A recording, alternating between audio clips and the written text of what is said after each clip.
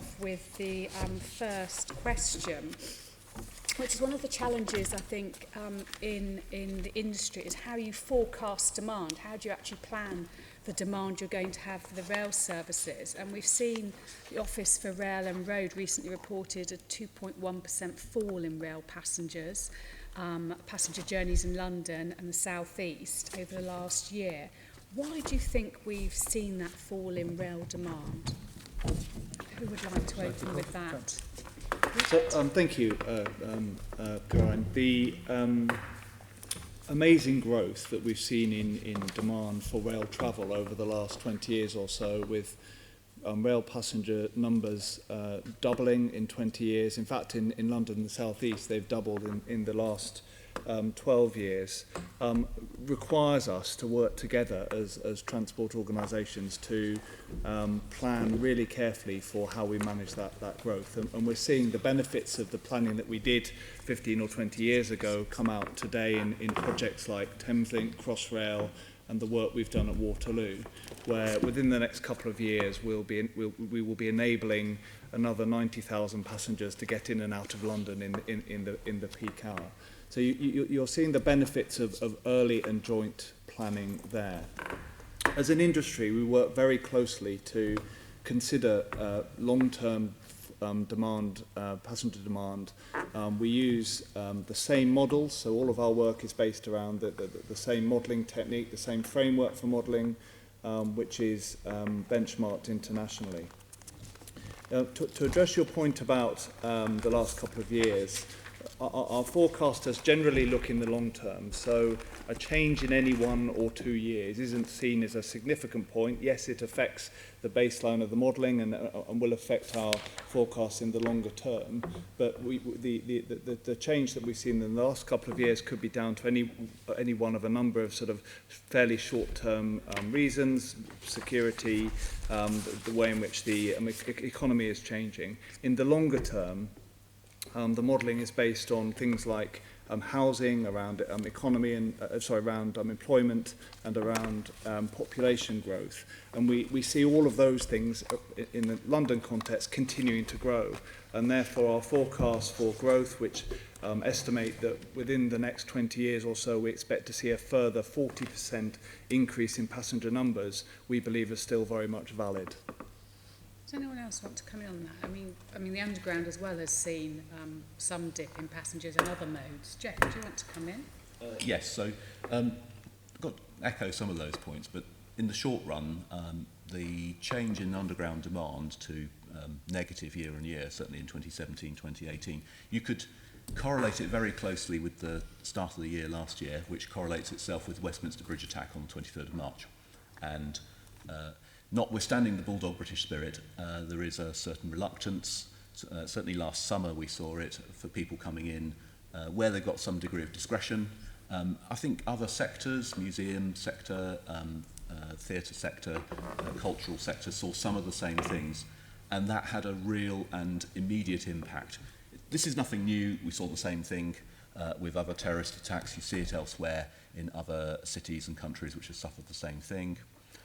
There's a reliability impact as well, so it wasn't a good year for, certainly on the National Rail side with GTR, so you took evidence from them last year. That has an impact on public transport as a whole, particularly in and around central London, naturally enough. That's another, hopefully, short-run impact, but still working its way through, naturally enough.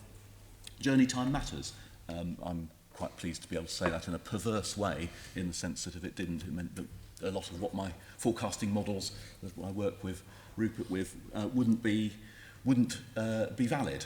But in the short run, that is providing some degree of pain. But in the longer run, we expect some of the trends to re-engage. Now, some of them might be at a slower rate. We're beginning to see, for example, the population expansion slow down, not go into reverse, but slow down, by which I mean from the period from 2012 onwards, about 100,000 more Londoners a year.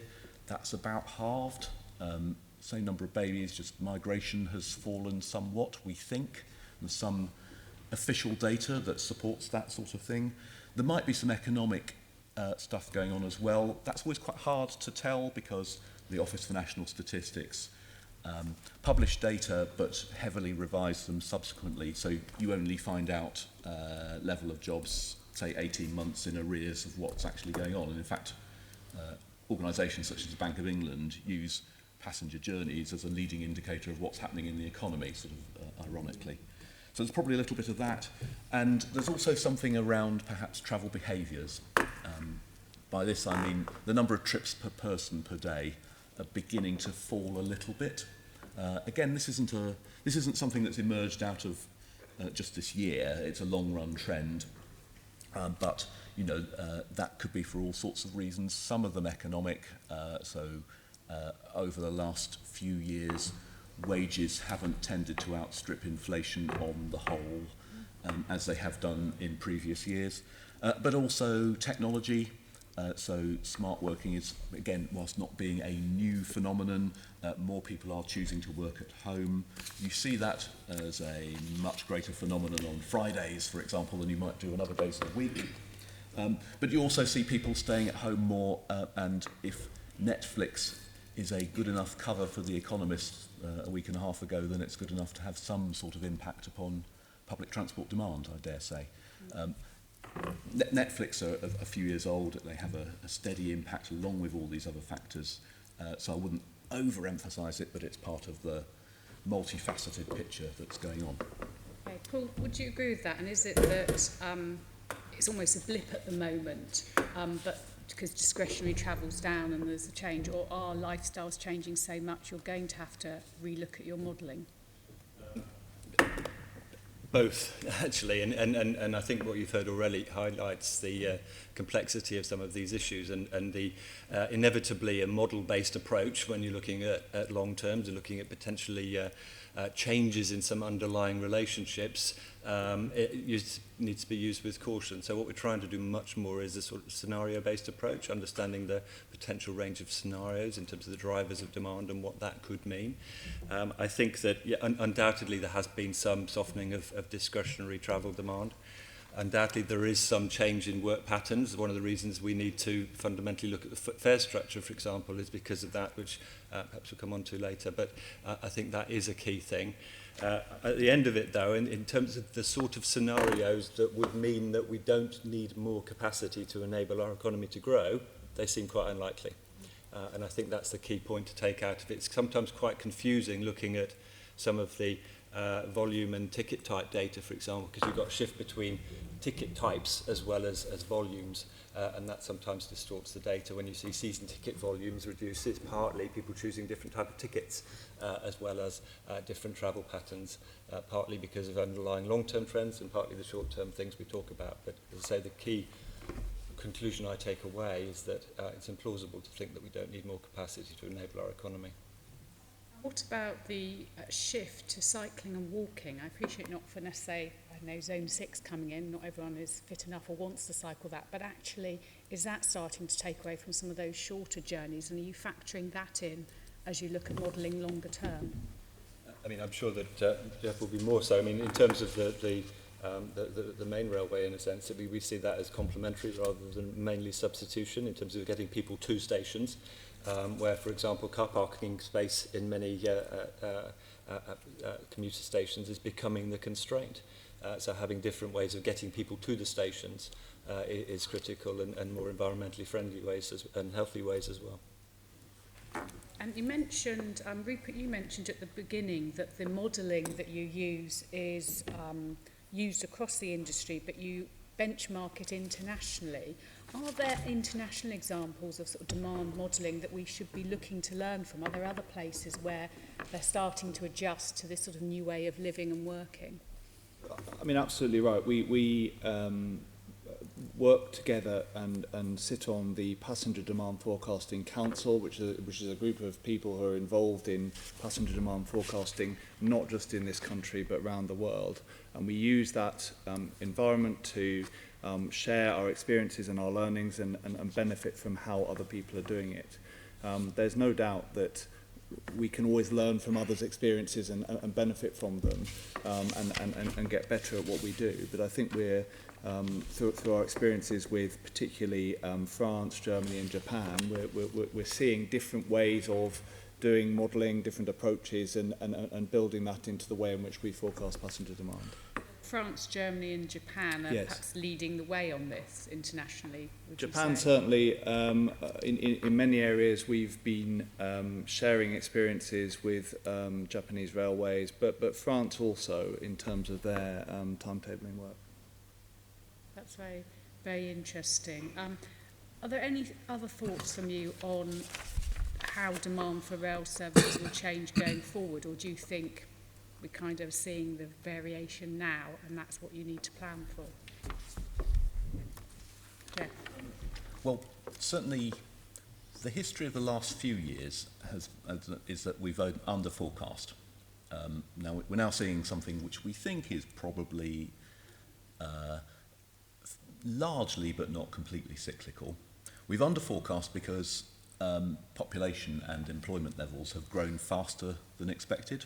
So the models that Rupert and I use for the London area, things like Rail Plan, which are based on London Plan forecasts. So within the London Plan, some of the most essential parts of the data are population and its distribution. That tells you a lot about where trips originate from, and employment, and that tells you a lot about where trips end. Not the only factors, there are lots of others which affect it, tourism and car ownership and fares and service volume and all these sorts of things. But they're two very significant factors, and both of those have overshot forecasts in the past. So take us back to 2001, if you will, and you would have said that the forecast then would have said London's population would be a bit over 8 million. Actually, London's bigger than it's ever been in its entire history at about 8.7 million, and that is a big reason for why the number of trips that we forecast is a bit undershot at the moment. At the moment, we're seeing some of the reverse things. Some of that will be cyclical. There may be... The hardest bit in forecasting is always forecasting those tipping points. And it might be that there are some more structural changes to the economy that are going on, or indeed to travel behaviour, or both. And they are perfectly possible. There's some straws in the wind. There's all sorts of uncertainties. Economists always like to say there's lots of uncertainty, which is a statement of the obvious, because that's the future. But, you know, with Brexit, there probably is, actually. Yes. For once, that's more than usually true. So there's lots of those sorts of things which give one pause for thought. But I do agree with Paul that on the balance of probabilities and based on scenarios, we still foresee significant growth in population employment, how London will develop, the opportunity areas, to use the jargon of the London Plan, building out, and therefore a significant growth in public transport demand and transport demand more generally. And over that long run, notwithstanding this short run impact, we'll need to invest accordingly. Okay, shall we move then on to looking at what we need to invest in? So we're going to look now at London's future rail needs, and David, you're going to lead us on. Thank you. Yeah, good morning.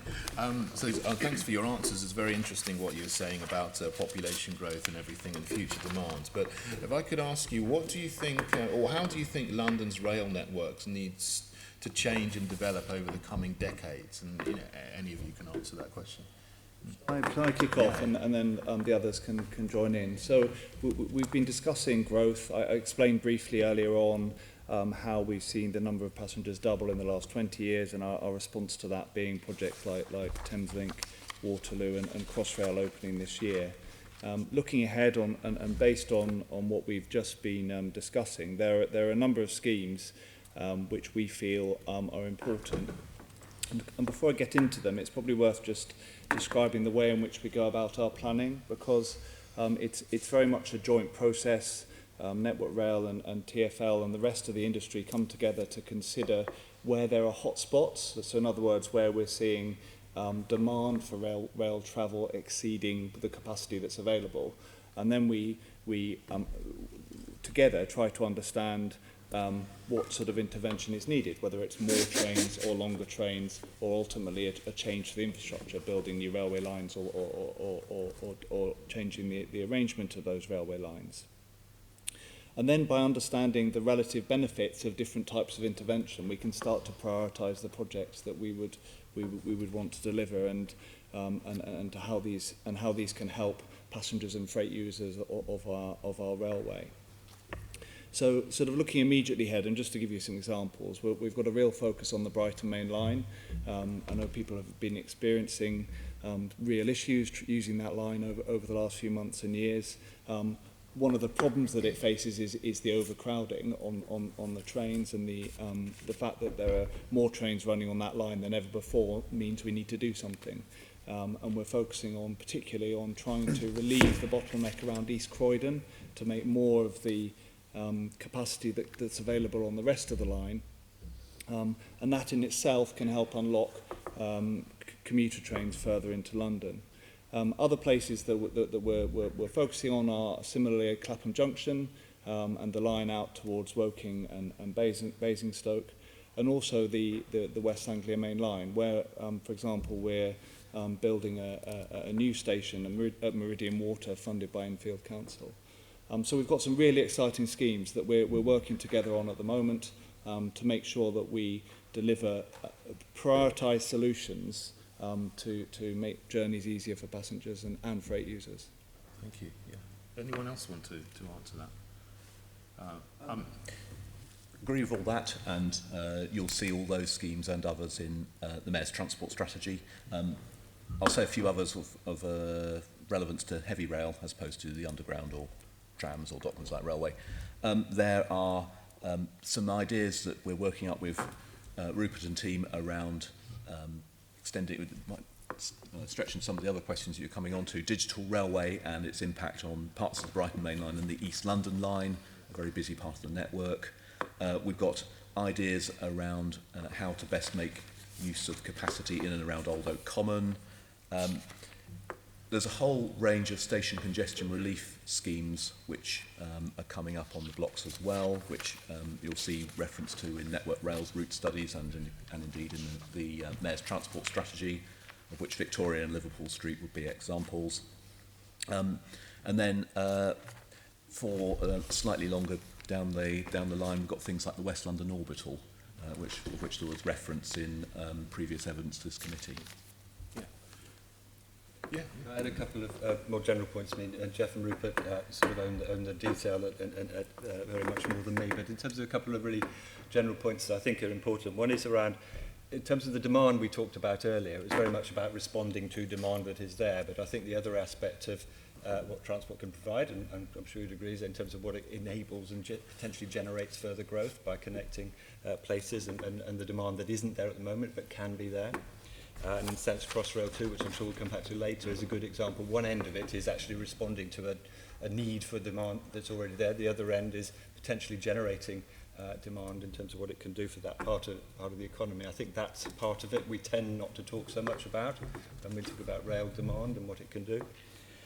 The other point, obviously in terms of the railway as a whole, it is a network and it is being used for multiple different purposes in terms of in London commuting, longer distance travel, freight and so on. So meeting all of those needs on the network is key, and connecting, as you would know, I mean, London's needs as part of the economy as a whole in the country, creating those connections is an important part of it, we think as well. Thanks. What do you think are the priorities for major new infrastructure? I know you mentioned Crossrail 2, you mentioned West London Orbital, there's people talk about the Bakerloo line extension as well. What are the priorities there, do you think, over the coming decades? The one Rupert mentioned is Brighton Mainline. Yeah, so I mean, I think we've covered the priorities that we see at the moment as being most important, and Paul also touched on digital railway. And the opportunity that digital railway brings, and I'm sure we'll talk about it in a minute. Detail, Okay, thank you. Yeah. The only other thing to say is in the TfL portfolio, our big priority is around London Underground line upgrades, of which we're in the midst, of course. So we're getting to the extremely interesting bit indeed with respect to the subsurface lines, the District, Hammersmith City, Met and Circle, where we're starting to turn on the what can be described as digital signalling, digital railway, with the timetable uplifts to follow from 2020 onwards.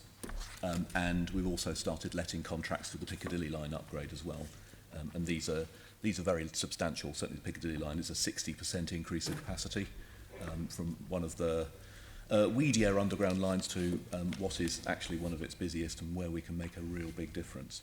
So we've got all those things as well, but I entirely agree with the importance of the Brighton Mainline as one of the UK's absolutely busiest main line railways. Great, thanks. In terms of those are all larger things, but in terms of smaller things which could make a great impact on passenger satisfaction, like footbridges and so on. Do you see any particular things like footbridges, underpasses, etc., connectivity that would make a big difference? And have you got any? Absolutely, absolutely. I mean, I'm glad you've mentioned it, because it is easy to forget the smaller things, and we have a continuous focus work stream looking at congestion around the smaller stations, and in particular we'd like to concentrate over the next few years on some of the South London stations, Peckham Rye, Denmark Hill, Lewisham, New Cross, many of which are really crowded and where movement in and around the stations is difficult. And in fact, at a couple of those, we're really keen to work with potentially third-party investors to deliver not just improvement to the railway station itself, but to deliver homes and commercial premises around the stations, in some cases above the stations where there's land available. And this joint working is I think a real opportunity for the way forward in terms of investment in rail, where using some government money and some private money we can deliver schemes and get more benefit from them that otherwise might have either taken longer or not been done so well. I'm glad you mentioned Lewisham, because that's also a bit of a bottleneck area as well. I mean, are there any sort of plans for any major infrastructure changes in Lewisham to the rail? So we have a study ongoing at the moment at Lewisham itself to understand what works might be required to sort of unlock that part of or release the bottlenecks around there, and considering how we can effectively provide more capacity in that part of London. Great, thank you. Okay. Steve, you want to come in on one of the points? Yes, just briefly, Rupert, you raised the subject of the windmill bridge north of East Croydon, and I'd like to refer back to Geoff as well, because Geoff and I have spoken about this a lot over the last couple of years, because this is not just a Croydon thing. Our conversations led me to think that that's unlocking services across that South London region that kind of doesn't get mentioned a lot, the Norbury, Ballams, the Peckhams, that sort of sub-region, because we've got the headline acts, but often that doesn't get covered. And if you could amplify, perhaps, Geoff, our conversations, how the Windmill Bridge investment will improve commuter access across the South London sub-region, in your view. Absolutely. Discuss this. Absolutely. The railway jargon Brighton Mainline gives you the slight impression that somehow this is a benefit to Brighton users only, but absolutely not. And by saying Windmill Bridge, the shorthand means 2 extra platforms at East Croydon Station, some extra tracks heading north out of that station, and a whole untangling of the spaghetti of railways that is between East Croydon and Selhurst and Norwood. And the purpose of doing that collection of things, which is quite a large intervention taken together, is multifold. Yes, it will allow you to run more longer distance trains from Gatwick and Brighton and places like that, but it will also allow you to run a more intense London local service. That can take lots of different forms. That could take the form of, for example, a more intense London Overground service between West Croydon and Dalston, for example. It could also enable you to run a more intense local service into London Bridge and or Victoria. And I sometimes characterise it, and it's described in the Mayor's Transport Strategy, as metroisation, which is a term I use to say that making the heavy rail network a bit more like a metro in terms of its simplicity, its frequency, its capacity, and its characteristics. Now, that sort of infrastructure will make a big difference, and there are other places where one needs to do that to get the package as a whole up and running. So there are turnbacks at various places, such as Belmont or Wallington and places like this. And You also need to have rolling stock that is fit for purpose. At the moment, we've got trains which were great for the 1980s, but the doors are really too narrow and the layout inside the trains too poor to allow large numbers of passengers to get on and off, as they do at places like Clapham Junction, without really quite long waits, over 2 minutes on many occasions. You don't run a metro by having a train run stationary for over 2 minutes. And you'll also need a bunch of other things to occur. You'll need cleverer signalling that can run trains with smaller gaps between them. You need staff that provide the right degree of, if I can use the term, hustle, or at least get passengers on and off as quickly as possible. This will be, excuse me, this will be predicated around investment in CP6 on unlocking the north of East Croydon piece, which is in the CP6 wish list, hopefully. So the single biggest intervention in infrastructure terms is indeed the north of East Croydon piece. Indeed. This is going through its design and development stages at the moment. There is something that the government calls, and I might need my colleagues to help me with the new acronym, the Rail Pipeline Enhancement. Have I got that right? Network enhancement. Network enhancement, and that means this is a new process. So instead of the government setting out at the beginning of the 5-year financial settlement, for the next one being 2019 to 2024, a whole menu of enhancements, they're going to do them. They're going to take them through more slowly and more individually as developments come up for the right stage for going from a bright idea to something that you take through detailed design through to implementation. The idea being is you don't get into such a tangle as the railway industry did during CP5.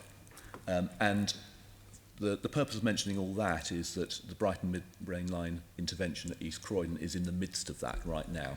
So it's getting to the stage, I think it's getting through to the stage where we're getting into detailed design. Geoff, we'll meet separately, you can brief me more fully, but I just wanted that clarification, Chair. I thought just the fact that it benefits South London, it's not just a Croydon Yes, that's thing. right, and it is in the note, and it was only circulated late yesterday to members on CP6. Yeah. It's one of the projects in there. Indeed. Right, Caroline was going to continue with this question, then I've got Navin. Yes. Just in terms of just picking up a little bit more on this, I think you're talking about a more intense service. Do platform extensions and longer trains form part of that? And if so, could you just expand on that a bit? Well, I'll start. Okay, sure. Yeah. There's been a lot of that already, and certainly to take the South London example, most trains that used to be 8 cars have been extended to 12, and those which were shorter have been extended to 10. And the railway has that functionality already, pretty widespread across most routes, not all within London. So you've done most of the, I use this term slightly loosely, most of those sorts of things which are, in general, train lengthening being the relatively easy things, which is why in the Mayor's transport strategy and elsewhere, the move on to metroisation will be the next step to get some more quartz out of this pint pot, quite a lot of quartz. And that's why we would take that quite big railway, that 10-car railway, and turn it into we would like to see that turned into a more intense and more metro-style type of operation, such as you see internationally. If you go to Tokyo, for example, you'll see that exactly that type of model applied there, for example. Does anyone? Yes. Just kind of to add to what Geoff said, which is entirely correct. You'll remember the work that we did at Waterloo last year involving extending the platforms to try and achieve 12-car platforms right the way through the station. There is a similar opportunity at Victoria, where the platforms are not all of the same length. By ensuring that we have 10-car platforms right the way through Victoria, we can make sure that we are able to support this concept of metroisation and any train being able to use any platform. In other words, having a much more flexible system that's able to cope in periods of either high demand or delay, or where there are problems. So absolutely, as Geoff has said, along most of the routes, the train lengthening in many cases has already happened, but there are some opportunities still existing. And then I want to talk about accessibility. Now, the Mayor's transport strategy talks about accessibility in terms of people with visible and invisible disabilities, step-free access, and then obviously the sort of connections on to other parts of the transport network. So could you just talk a bit about work that's ongoing in terms of addressing accessibility so that the maximum, so that all Londoners are able to access this new intense service? And then Geoff can build. So absolutely, accessibility is a key part of our plans looking ahead to the next control period, the next 5 years. After a programme of work over the last dozen or 15 years to provide lift access to as many stations as we can, we're just in the process of commencing a study which we've called Railway for Everyone, recognising your point about accessibility issues not always being visible to us all, which is going to look at where we can provide better access to the railway, make it easier, not just lifts and escalators and things, but actually thinking about people's whole journey, interchange at stations, and all the sorts of issues that we all face every day getting in and out of the railway. And we're excited to be working with the rest of the industry on that study as it moves forward during the next 18 months or so. And we hope that it will identify ways in which we can, and opportunities to invest in development work and then ultimately to deliver benefits for Londoners in terms of accessibility across the capital. Geoff? Yes, so we contribute to that by coming up with what we think will be the best recommendations. There are about 300 stations, National Rail stations in London. About half of them are step-free and half of them aren't. There are some really big changes going on in the near future in 2018 and 2019, by which I mean that through central London you will have a east-west and north-south cross of accessible stations in the form of Elizabeth Line and Thameslink, which is just a remarkable change and make a big difference to the level of accessibility in central London. That still leaves a really large number of stations to do, and that will take time and energy and treasure. The Department for Transport have the Access for All Fund. We, and I think colleagues in Network Rail, equally await to find out what the magnitude of that fund will be for control period 5. And they make all the decisions on which stations to do and which stations not to fund across the whole of the country. They ask for recommendations. Network Rail for a study, Railways for Everyone, ourselves will do just that. And in the Mayor's Transport Strategy, I think it's figure 21, there's analysis which informs how we would make those sorts of recommendations. We also have to meet the department's criteria and so on and so forth. But yes, absolutely, it's a big challenge, it's a big priority. There's a lot of stations to go at, and it's the work of CP6 and beyond to make that all happen. Can I ask, are you, one of the things that people raise with me about step-free access is that very often the information isn't completely up to date.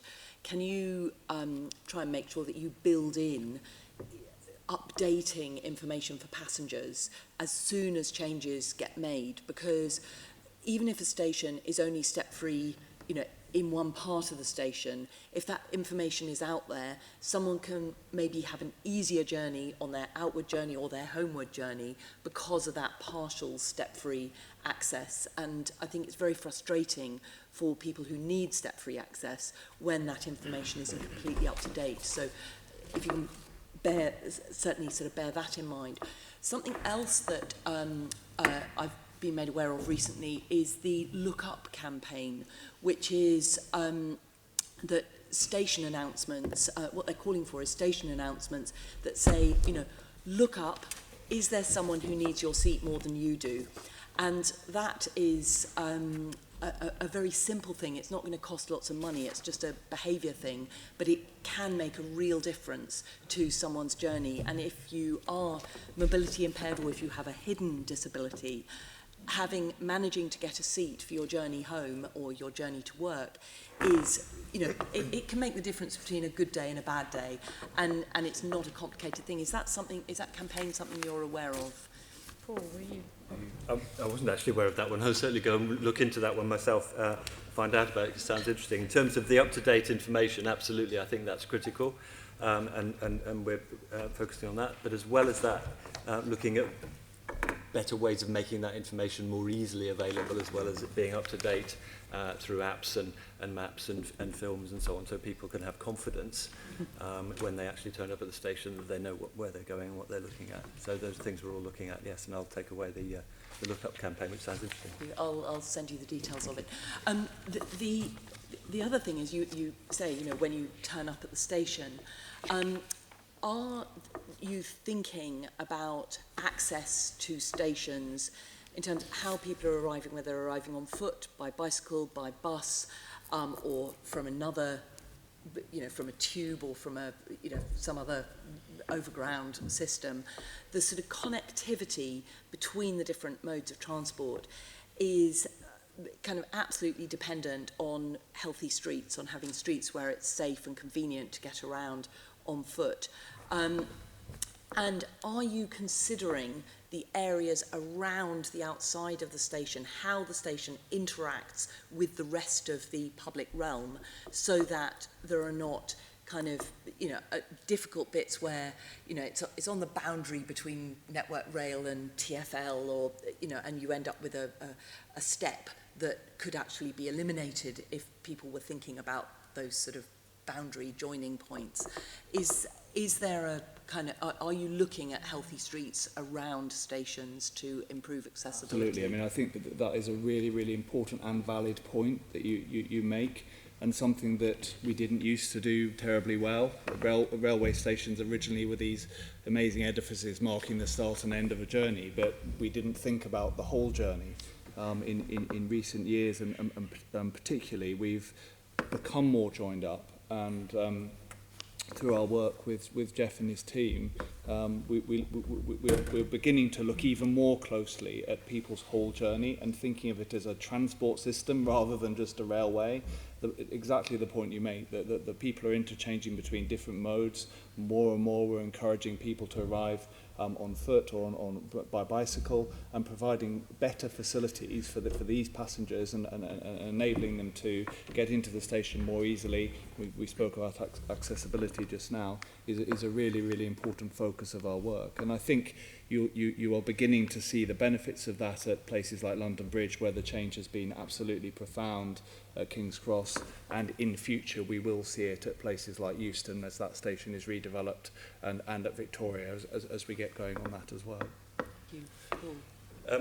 Rupert quite rightly refers to things going on at some of the major stations, which is clearly critical. Right? I think that in terms of many stations across the country, we, sitting in the centre, if you like, can't sensibly plan and make those decisions. So the important thing is to empower the local teams to really do that. So one of the things we're constantly focused on, and make sure within Network Rail supporting their devolution to empowered route businesses, to work with train operators focused on local communities and customers. That reform issue, I think, is key to exactly being able to have local decisions really informed by the issues you're describing there. The other thing we try and do from the centre, if you like, from RDG, is around best practice. So we can't go into each station and say this is what you should be doing, but actually challenge the local ownership. Just last week we had a station summit which was looking at a lot of those best practice issues, how you plan those things, the sort of things you'd be expecting people to look at in exactly the way you describe. But it's about local empowerment, I think, in many ways. The other issue is safety. There have been some, you know, terrible crashes near, certainly near Euston Station, pedestrians being killed by buses, where you've got the kind of potentially very dangerous situation of people running for trains because trains run to a timetable in an area of streets where there's lots of bus movements. So thinking about how people get across the road safely, how the buses are accessing the area around a station, and are there safe places for people to cross, and are there any sort of potential danger points? Is that something that is also looked at? Do you want to lead off? Yeah.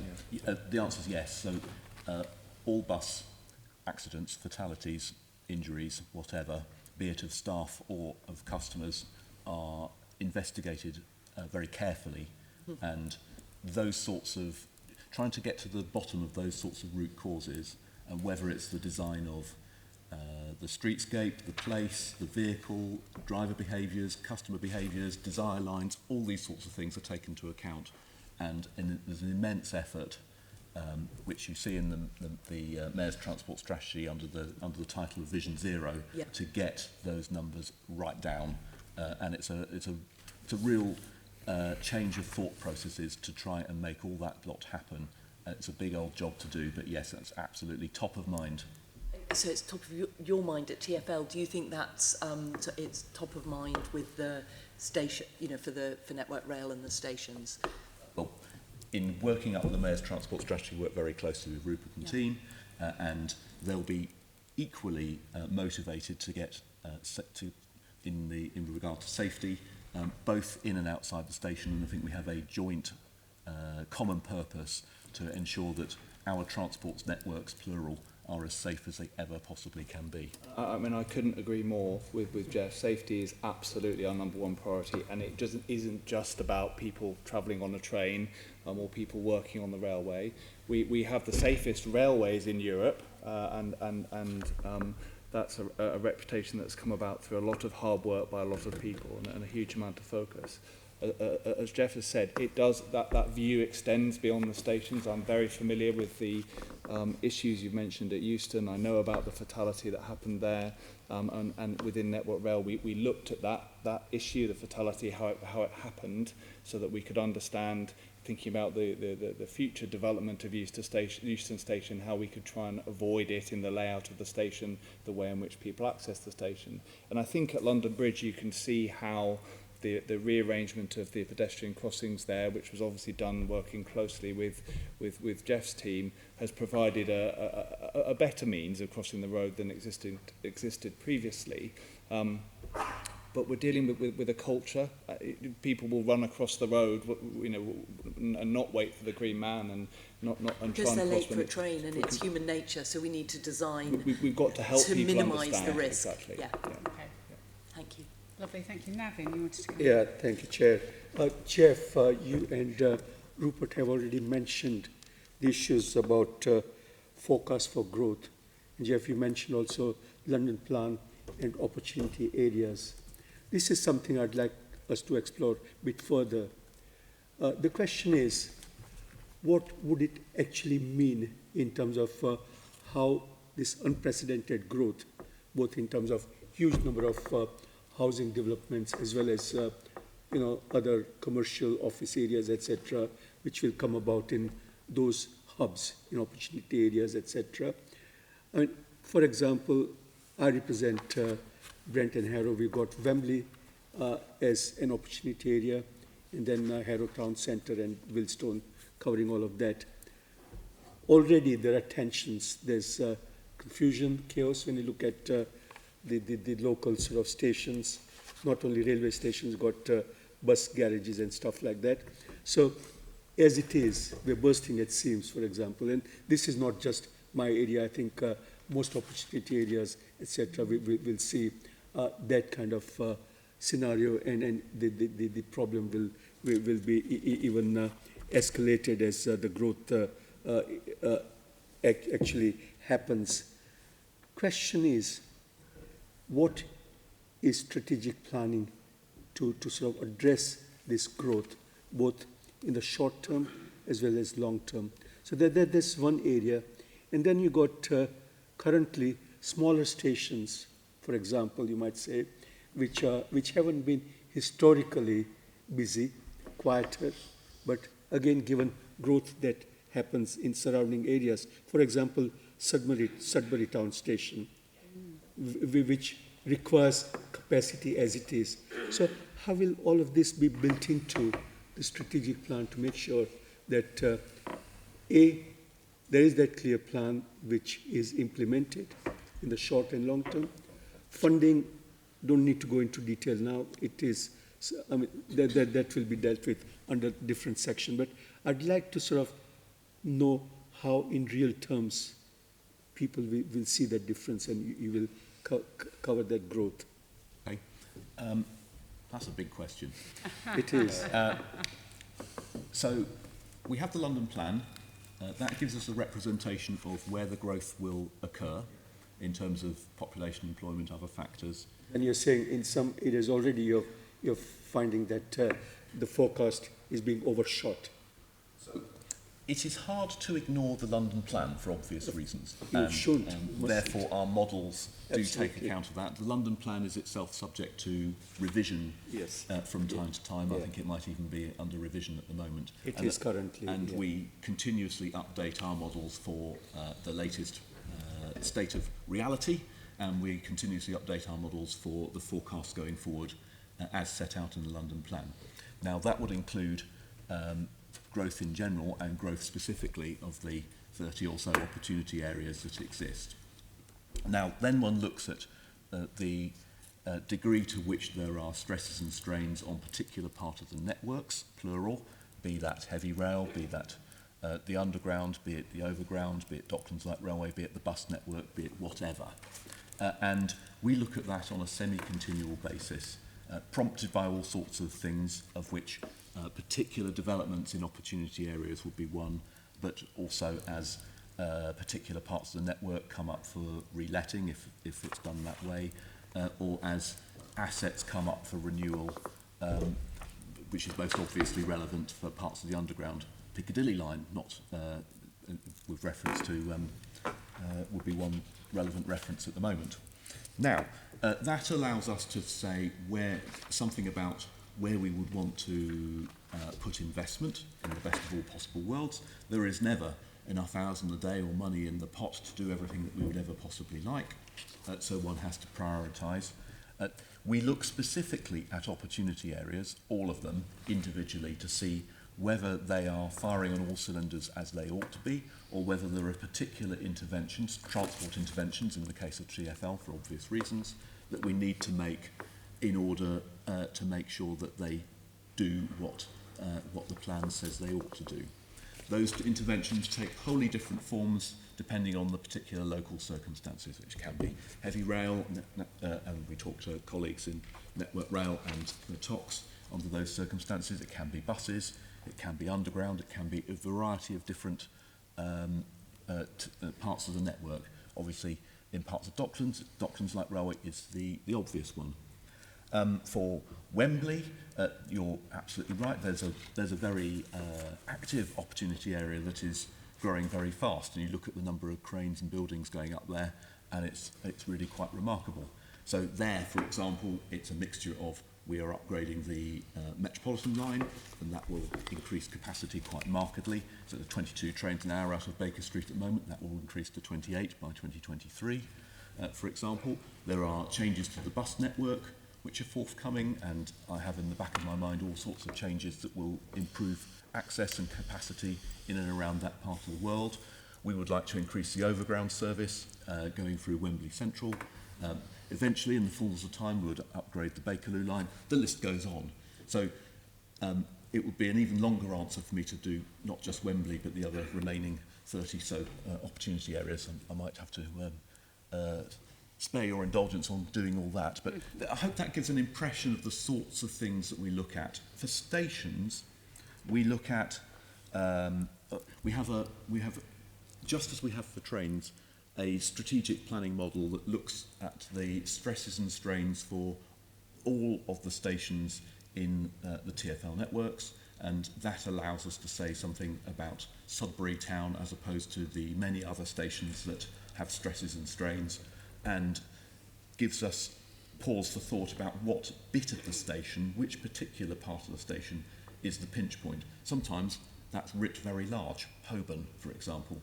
At Sudbury Town, it might be a simpler intervention around gate lines or particular parts of the steps and stairs and so on and so forth. But we do have a look across all the large number of stations, 600 in London, to see what we need to do, particularly prompted when large developments are put in for planning applications, at which point one can also take the opportunity, should that exist, of seeing whether the developer would be willing to fund some or all of any enhancement required. Hope that helps to explain some of what That's helpful. Just one last bit, very briefly. I mean, I'd like to urge that you know, with so much going on now and so much more to do, something which I don't think TfL or Rail Network do very well, that is consulting and engaging local communities, can do a lot better. Not just, you know, when you have major plans, whether strategic plans of mayors or TfL's business plan, etc., that you go out for consultation, but I think it's a matter of regularly keeping in touch with the community, because we get a lot of lobbying, you know, what is going on. We have concerns about infrastructure and, you know, transport, congestion, chaos, and so on. And this is where, if you were more sort of prepared and able to communicate regularly, that would really help. Your point noted, and I think it's a fair criticism. It is weasel words to say that there aren't enough hours in the day, but your point is absolutely noted, and we shall do our best to try and communicate better and more effectively. Thank you. Lovely. This is obviously the popular question. So I've got two more members, just mindful of time. Keith wants to come in, and then Florence, and then we're going to move on to Thank you. It'll be a very quick question, actually. I've asked it before, but I just wondered how much consideration are you giving to double-decker trains? And I'm sure the answer is probably none, but we see them a lot on the continent. Mm-hmm. They don't appear to be that much taller than the trains that we have. And there must be some routes where, okay, you may have to move a few bridges or do, but there must be some routes that you could consider using double-deckers. So, Keith, it's a good point, and I think, as you say, we perhaps have discussed it before, and I think there's a couple of points here. Firstly, our Victorian railway infrastructure just was not designed when double-decker trains were a thing, and as you've quite rightly said, to introduce them, and generally they do require a bit more space, would require massive civil engineering work, which in itself is a case of money, but it's the disruption that's involved in the civil engineering to the existing railway, affecting people's journeys every day, that generally makes that uneconomic. The other issue regarding double-decker trains, and certainly you may have experienced it if you've travelled on them in France or elsewhere, is that they tend to take longer to load and unload. And as Geoff said, particularly in London, we're trying to move towards a more intense metro-style railway on the heavy rail as well as on the TfL network. And so we need people to be able to get on and off the trains really, really quickly. So the relatively marginal gain you get by having a double-decker train, and it isn't twice as many people because of the way in which the wheels of the train and the stairs work, the relative gain you get isn't worth the expense that's involved in introducing them. And so traditionally we've considered lengthening trains in order to provide more capacity, and then I know we're going to talk about it shortly, but digital railway gives us an opportunity to further increase the capacity of the railway. So essentially we are doubling the number of people that can get in and out of London over time through other means, rather than just converting everything to a double-decker train. Can I just quickly say then, on some of the rolling stock that you have, they may be configured 2 and 3 seats. Is there any opportunity of taking away that third seat, because then it would mean many more people could stand during the peak period? I know it would mean there would be fewer seats, but frankly you have a period of peaks and troughs, and when it's really busy you need all the standing space you can get, and when it's not busy you don't need any seats at all. There can't be many journeys where you need exactly the number of seats that's in the train. I mean, I couldn't agree more. I'm sure others will want to come in, but generally the newer trains come with either in a 2 and 2 configuration or even with seats down the sides, as you'll be familiar, and the 3 and 2 configuration, as Geoff was saying, on the older trains doesn't enable people to get on or off the trains as quickly as we would like. So talk about retrofitting. I don't know if Geoff, you want to pick up on that. Unfitting, actually. Yes, we've done that in some cases. We did that when we still had the old rolling stock on London Overground. We did just that in an effort to do just what you say. And then as we've got new rolling stock being manufactured now, we've gone for the seats along the side model instead as a logical extension of that. The only point I'd add, though, it clearly does depend on the markets you're serving. The longer distance commuting and business leisure market is very different in terms of the seating configuration you'd want. Lovely, thank you. It's a very good point to raise. Florence. Just quickly on that, I know we are talking about future rail needs, but the reality is that at some of the stations, there's an immediate crisis in terms of that overcrowding. And just to you, Rupert and Mark, just yesterday I was contacted by 2 constituents at Denmark Hill, which, you know, I'm pleased to see that there are station improvements in CP6 plan, which is great. And my understanding is that there is some modelling work on the pedestrian crossing as well, which is great. But there's an urgent crisis at some of those stations. Yesterday at Denmark Hill, Claire contacted me to say that, you know, just at last minute, a train was cancelled, a TfL rail train, and then there was a 30-second change for them to go change platforms. And my understanding is that this happens on a regular basis. And you're having passengers not being able to get onto the change, on platform change, because of the overcrowding. Is there anything in the short-term period that can be done? Because it's really great to see that, you know, it's mentioned for CP6, but will it only be until there's a major catastrophe or death before this is actually looked at? I'll kick it off because Mark's more familiar with the sort of today's railway aspects that you're mentioning, but I think that there are 3 elements to this. There's the short term that I'll let Mark talk about in a minute, and that's around the operational interventions we might make, our devolution to more locally focused routes, and the close working we do with TfL. In the medium term, we have a team that focuses entirely on station congestion and has identified the hotspots, as I was saying earlier on. And that's why Denmark Hill has been identified as one of the stations where we see a pressing need to invest. And the team are, as we speak, developing the case for that investment to provide relief to passengers, both in terms of at that station potentially a larger concourse space at the street level, and probably additional access down to the platform so people can get in and out more quickly. And then sort of in the longer term, looking at bigger interventions to enable essentially more trains to run through. But you can only put more trains through when the station has been improved. So for me, it's those 3 elements. But I'll let Mark pick up on the short-term stuff.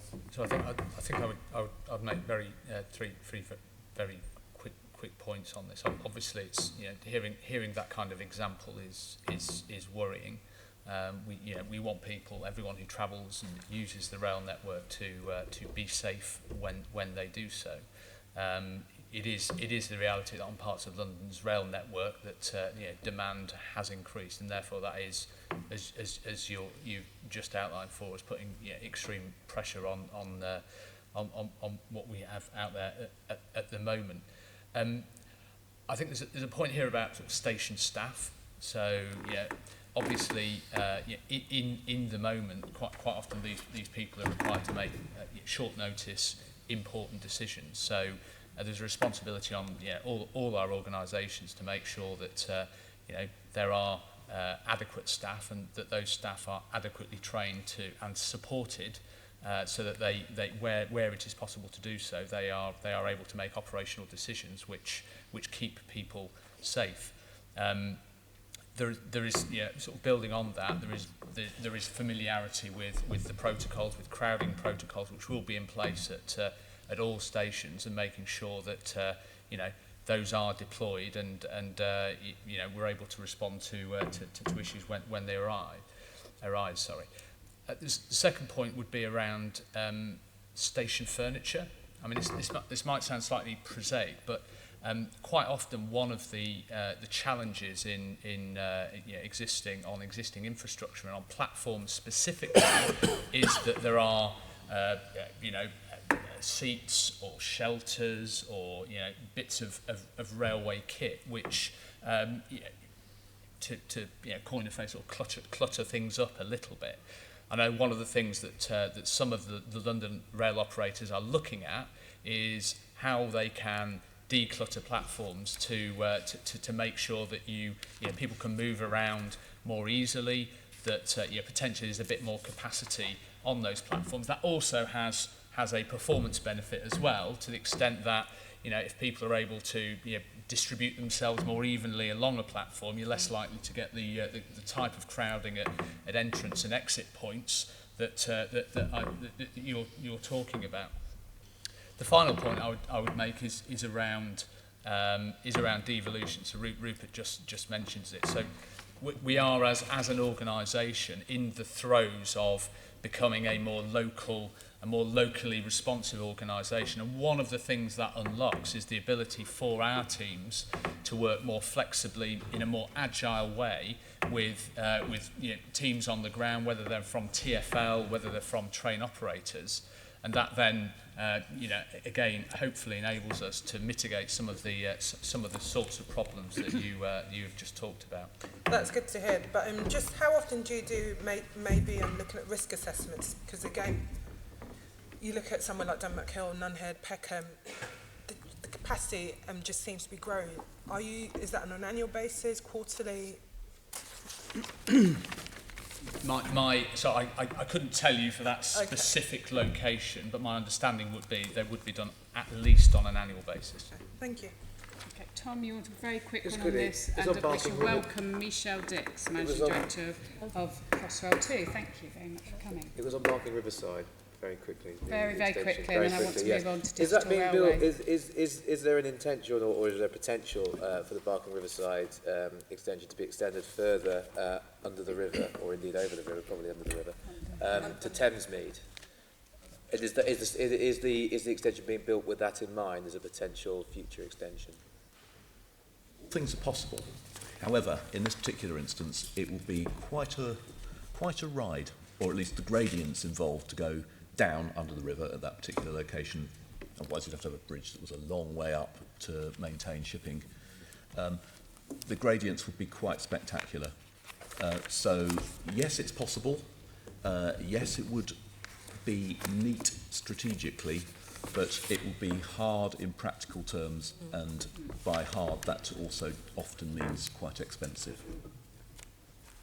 Thank you very much. And we're going to move on to digital railway now. That's very good, because I know Michèle had some comments on this, so it's perfect timing. Joanne.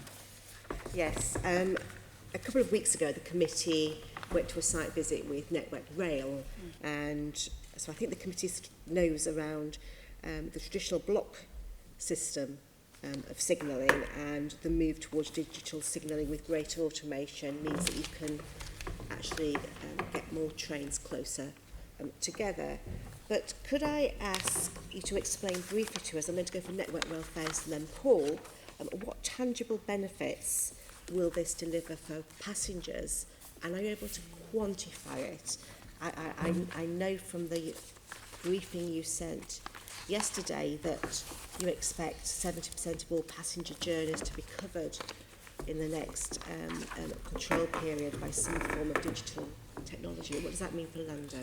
So I don't know who wants to start first. Mark. Okay, I'll kick this one off. So we are on with the digital rail. We are on the cusp of something very exciting, quite new.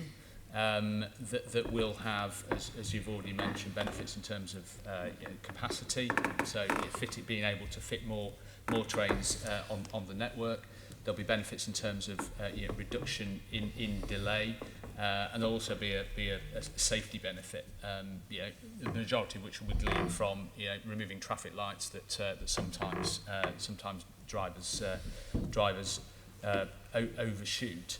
I think the thing I would say, so moving specifically to your question, what does that mean in terms of benefit? So if we look at Thameslink, for instance, at quite a high level, the expectation there is that the introduction of digital signalling, ETCS, European Train Control System, there will enable the number of services at peak times of day to increase by roughly 50%. So that gives you a sort of scale of magnitude of the capacity gain that you would have there.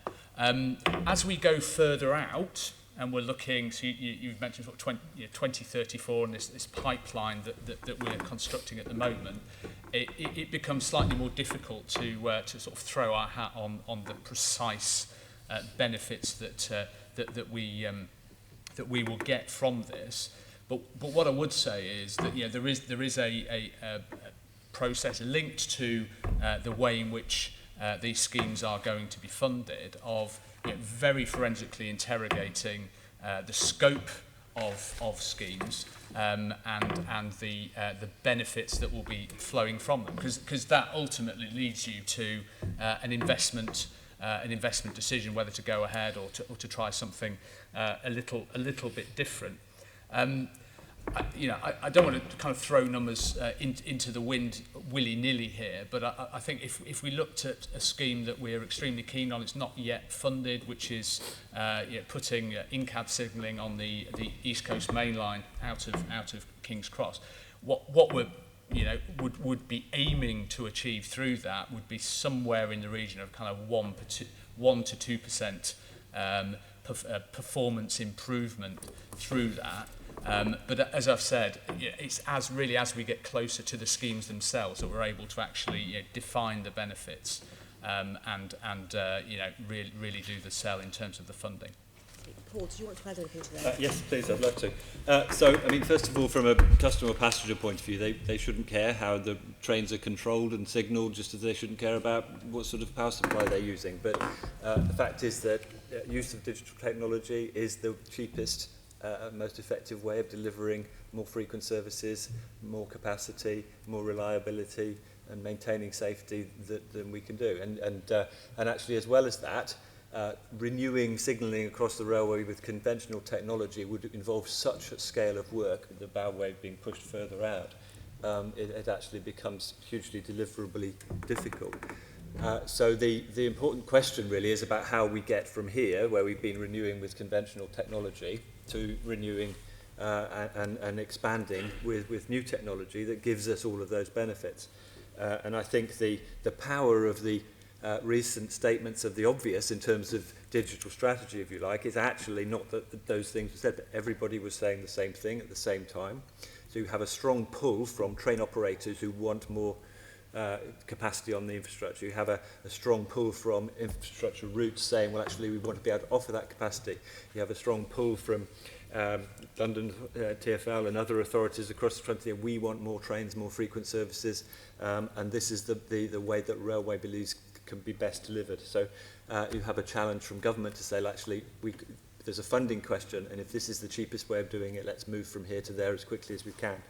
And the other opportunity, I think, that's there is exports, because we have the opportunity, because we have a greater need than many other countries to deliver this technology in an operationally intense mixed-use railway, to do that and then to be able to export those skills across the world. Geoff? The analogy is highly imperfect, but this is what digital railway is given for the underground. So the Victoria line used to run at 28 trains now, it now runs at 36. We want to run 36 trains now. It's a train every 100 seconds. You see the tail lights of the next train disappearing even as the headlights of the one behind come in at the station. And we want to run that for 3 hours in the morning peak and 3 hours in the morning peak starting next year. And that's pretty good. And the journey times end to end are about 15% faster. And I slightly loath to mention this, but if you look at the reliability of the Victoria line compared to the manually driven lines, you'll see a big difference there too. Can I ask then, again ask Paul and Mark to start with, how confident are you that this will be delivered? We've certainly got, for example, in CP6, there's going to be some targeted deployment to sort out some of the major pinch points, but the committee's recently heard that the TMS system through the central section of Thameslink has now been delayed, and we've been hearing about digital technology for quite a while now. So how confident are you that you can actually deliver? Maybe I'll kick off, because I think the recent statement of the strategy is really powerful in that sense, in the sense not just being a statement of the obvious, but everyone saying it.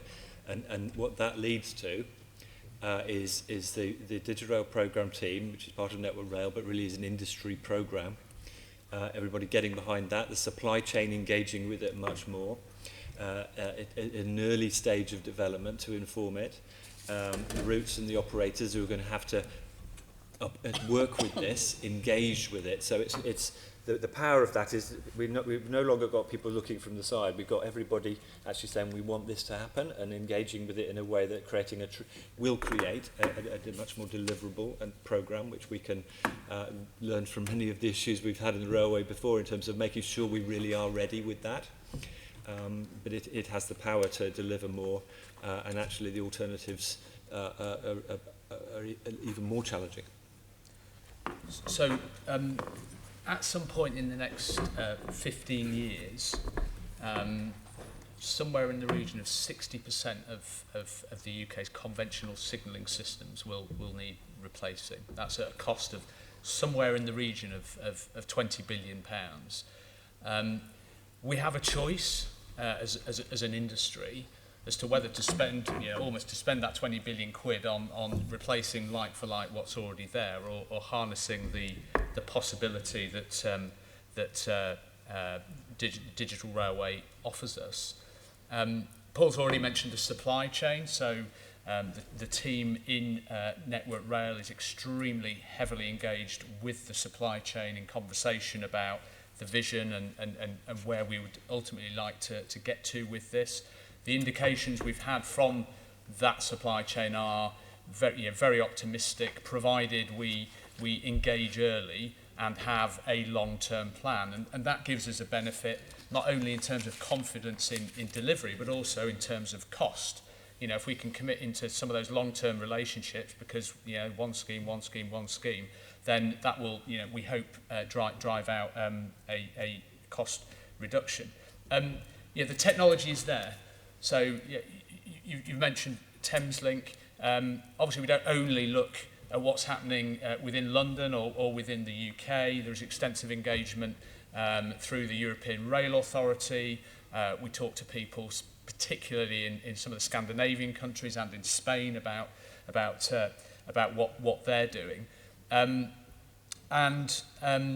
suppose the final point I'd like to make really is to echo one that Paul has made, which is the alignment, this kind of cross-industry alignment. I think we need to find those sweet spots where a signalling renewal is due to happen at about the same time as a franchise commitment to deliver new rolling stock. There is the will there at the very top of our industry to do that, and you've got this commitment that all new signalling renewals will either be digital or digitally enabled. All new rolling stock will be either ready or ready to be converted. So those things being true, I think I'm fairly confident that we're setting out on something that in 20 years' time will mean we have a very different rail network. You've talked about talking to other countries. Can I just ask, have you been talking to, I presume you have, TfL, and sharing lessons learnt and looking at other countries and finding out how you can exchange best practice? I don't know who wants to go first. Well, with TfL, we have Network Rail now employ David Waboso, who applied this to a number of lines, including Northern and Jubilee and Victoria, and indeed some other members of his one-time team at LU.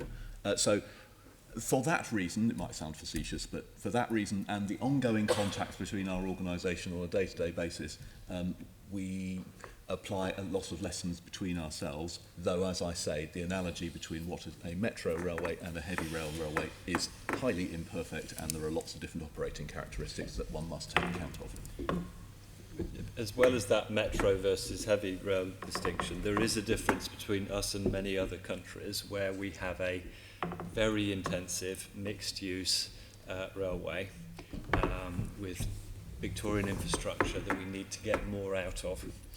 In many cases where the technology is being applied in other countries, it is on new lines with far greater simplicity, not quite in the level of metro, but it's similar in some ways. You have high-speed services on dedicated track, and the issues are different. So we have a different need and a greater need, and I would say therefore a greater opportunity. Notwithstanding all of that, absolutely we're engaging with all of those companies that are doing it elsewhere. Michèle, can I ask you about Crossrail 2, when it finally gets the go-ahead? Will it be a fully digital railway from start to finish? Well, the work that we've done, and it's worth reminding everyone, it's work we've done with Network Rail. So we work jointly with Network Rail colleagues who sit with us in the team developing the scheme. All the work that's been done by Network Rail on digital railway, David Roso's work, is reflected in the work that we are doing, and importantly, how the scheme will operate is being taken into account at the early stages of design, so we can understand when the different signal systems are in place, how will Crossrail 2 interact with those different systems. Ideally, you'd want to assume it was all digitalised, but given that these things might be done in stages, then the trains and signals have to be able to operate under some different systems. So making sure that work is understood now, and the infrastructure that's required to help that now is really, really important. And one of the things that we've learned is ensuring that you can provide some additional infrastructure to help the benefits of digital railway actually be realised. It's not just a case of making sure that the trains and the signals work in that way, but some additional infrastructure is required to support that. So we've done our work on the assumption that digital railway will be in place, which will enhance the frequency of service on the fast lines coming in from the south-west in particular. But Crossrail 2 is still adding a far greater increase in capacity over and above that through the physical infrastructure that it provides. Thank you. And before we move on, can I welcome Langdon Park School from Tower Hamlets. We've got students here. We're the Transport Committee here, and we're looking at future rail services in London and what needs to change to ensure we can cope with the increasing number of passengers travelling. We're going to move on to devolving rail services to TfL now, and Florence, you're going to lead this. Thank you. If we look at the London Overground, the reality is that over the last few years since that's been devolved, that's been quite a success in London. So we've seen high frequency trains, high capacity carriages, staff stations, which is quite important, improved station facilities and improved safety and accessibility. Your customers and your passengers, our constituents, all they want is a reliable service, which they are paying for. The recent fiasco with the rail timetable changes has seen some of those, a lot of chaos where we're seeing things aren't working. And one of the solutions, which a number of people, including the previous mayor, has been calling for, is for some of those services to be devolved down to London and TfL. In the mayor's transport strategy, it states that devolution would enable the mayor to put in place better incentives for the franchises to deliver the same reliability standards as London Overground, and to specifically improve service frequencies. That's all customers want. What more do you think the mayor needs to do to actually get that message across? Well, shall I have a go at that? What more does the mayor need to do? It is a message that we have consistently made under various mayors for quite a long time. And the last time was not so very long ago with respect to the refranchising of the South Eastern. And this is in October 2016, where we put together I would say this, wouldn't I, since I wrote it, but a 111-page document that sets out in immense depth at the civil servant's behest why we should take that on. Again, you can take this as a propaganda, it may well be, but I never got a particularly good or compelling, or indeed any reason why that was rejected on any rational grounds. What more can we do? Right, well, so the Thameslink Southern Great Northern franchise comes up for reletting in September 2021. It may well be, because the department has said that they are thinking hard, that GTR might be, quote marks, stripped of its franchise, close quote marks, in advance of that. That is a possibility. In advance of, because we know the refranchising is hoving onto the horizon, then people like me are thinking hard about how one might do this sensibly. And amongst the things that one needs to do, in a transfer of this sort, there is a very large number of different things that one needs to prepare for. There are literally thousands of contracts, of everything from track access to the staff canteen, that need to be considered and split in the most sensible way. It is a matter of public record that the department will be splitting up the Thameslink Southern Great Northern franchise. I've read it in the Sunday Times, so therefore it must be true.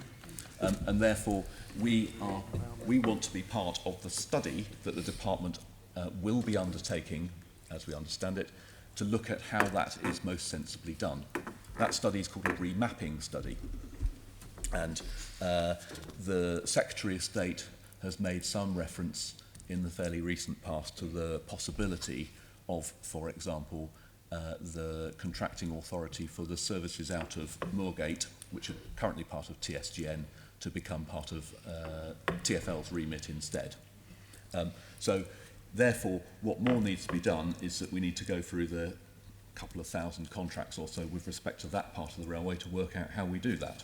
To do that, I need the active cooperation of my colleagues at the department and with colleagues at the GTR, because I'll need to know the details, the absolute details of how that part of the railway works in terms of the trains and the depots and the stations and everything else that one needs to consider to make sure it's a functioning railway at the moment of transfer and beyond. We also think, and you'll see all this in the Mayor's Transport Strategy as you already read it out, on page 183, there is a map of what other parts of the railway network could perhaps transfer feasibly across in terms of contracting authority from the department to TfL. Amongst those are the London local services from London Bridge and Victoria to places like Sutton and Croydon. And we need to do the same exercise for that as well. That is a much bigger exercise than Moorgate, which is a relatively self-contained part of the network, but we need to do that as well. So that's another part of what we need to do. And we will need all of your support and many others beyond in that endeavour. Does that help? I'm sure I'm not speaking up term in terms of the chair, but I think we've definitely got all our support across the table on this. It's an issue that it has to, in terms of who's in control, which department's looking at it, all of the party politics has to come out of it, because ultimately it's about the services that customers are paying for and not actually receiving. And the other thing I wanted to add is you mentioned the massive work behind the scenes around the scale of all the different contracts, you know, from track control right through to who's managing the canteens. But do you have any additional info or understanding on some of the infrastructure investment that may need to go into to some of these services in terms of if they are successfully devolved down to TfL? Yes, so for the Moorgate services, it's relatively modest, but Mark's touched on some of it, namely that there is a possible scheme to digitise the signalling on the Moorgate branch, which will allow us to increase frequencies there. There'll also be works at a place for an additional platform at Stevenage. GTR have a new set of rolling stock on order already, which will be compatible with these new bits of infrastructure. So there are potential enhancements which can be made there. For the local routes out of Victoria and London Bridge, I touched on it in answer to Steve's question, which was the single biggest infrastructure intervention there are the works in and around Croydon, both the station and the junction, Windmill Bridge, and the legendary Windmill Bridge slightly further north of Croydon, which would enable a more intense service to operate than is currently the case. It needs many other things as well to do as well, such as turnbacks at various locations, Belmont and Cheam, Wallington, and so on and so forth. Would need a fit-for-purpose fleet of rolling stock for the reasons I described earlier, and would need to change some of the operating philosophies about how long trains stay in stations and provide that level of urgency that characterises a metro and which doesn't characterise some of the operations at the minute. So they're all perfectly possible, and they are all part of the benefits that I would set out in making the case for this to my colleagues in the department and the Mayor to the Secretary of State when this occurs. Could I just sort of record the Network Rail perspective on this? I mean, so we, at least in my view, work extremely closely and extremely well with the current TfL concessions, London Overground, TfL Rail, and we need to work even harder. This is after all about getting people from A to B, and there are lots of people day to day in Network Rail who are working extremely hard with colleagues in those concessions to make that happen. I think longer term as well, there's some really strong working relationships. I think earlier on we touched on the kind of East London line and the scheme there to deliver improvements. I think there's a sort of positive working relationship there that we can really build on. I think ultimately Network Rail needs to take a system-wide approach. It's why we have the system operator, so as well as all of the services within London. Obviously, we're concerned to look at what's coming in and going out as well, and and whatever happens in relation to this debate, on which we as an organisation don't have a view. Whatever happens, we would want to retain that system operator function that has the pan system view of planning moving into the future. The other point I would make is just to go back to Network Rail devolution. So we've embarked upon this programme of change, becoming a more locally responsive organisation, and I think irrespective of what happens on this particular debate, that we are beginning to really be much more focused, much more agile when it comes to delivering the kinds of improvements within London and the lines within London that people want to see. I'll leave it there because I know there's some other members. May I? To come in. Paul, did you want to come in? Were you saying? Yeah. So, Network Rail's already spoken on its behalf, and as one of my members, particularly like on behalf of the rest of my members, particularly train operators. I don't think it's misaligned with Network Rail, but certainly as a general point, where it makes sense to devolve accountability for franchising, whatever you want to call it, locally, my members will all be very supportive of that. Its general point about getting the local infrastructure aligned with the local authorities, whoever they may be, with the local operators focused on customers and communities, what they need locally, that is something really powerful, albeit within a network context. The second point I'd make, though, is changing that in isolation doesn't necessarily solve all the problems we have with the railway, and I think it's important to be realistic and honest about that. In whatever way we organise, there are big issues with decades of underinvestment which you need to address, the things that you've all been raising. So it doesn't solve all the ills, it may not. But also there's important points which Geoff has alluded to in terms of which services it does make most sense to do things differently, or might in the context of it being a network. I've already mentioned we have a very intensive mixed-use railway with long-distance business and leisure, longer distance commuting, shorter distance commuting and freight. And if we are going to change some of the way in which devolve more accountability locally, then we do need to make sure that we segment things sensibly and not create unhelpful interfaces for customers in that. And however we do all of that, making the partnership between the different parts of the railway, be it infrastructure and operations, work effectively is key, and those issues apply regardless of what decisions are made by governments about how they want to devolve those accountabilities. And finally, I'd just say that again, however those decisions are made, there's nothing to stop anybody, be it TfL or anybody, saying, well, actually they want to procure additional services or additional infrastructure, even if they are not the franchising authority. So there are ways we can make it work and need to make it work regardless of those decisions. Right, I've got a list of members. Joanne, Sean, Tom. Yes, my question's for Geoff. It's about the Moorgate services and Great Northern line. And even before the timetable fiasco, we had real issues about reliability on that line. So I've been lobbying for a number of years now for it to be devolved. We've recently written to the Secretary of State again, urging them. And I was very concerned that the Secretary of State in Parliament actually said that, yes, one option was to devolve to TfL. The other option was to parcel it up with the new LNER West Coast line, which seems to me about making the mistakes of the past. Is that your view as well, or not? Yes, it could go either way. It's not a done deal.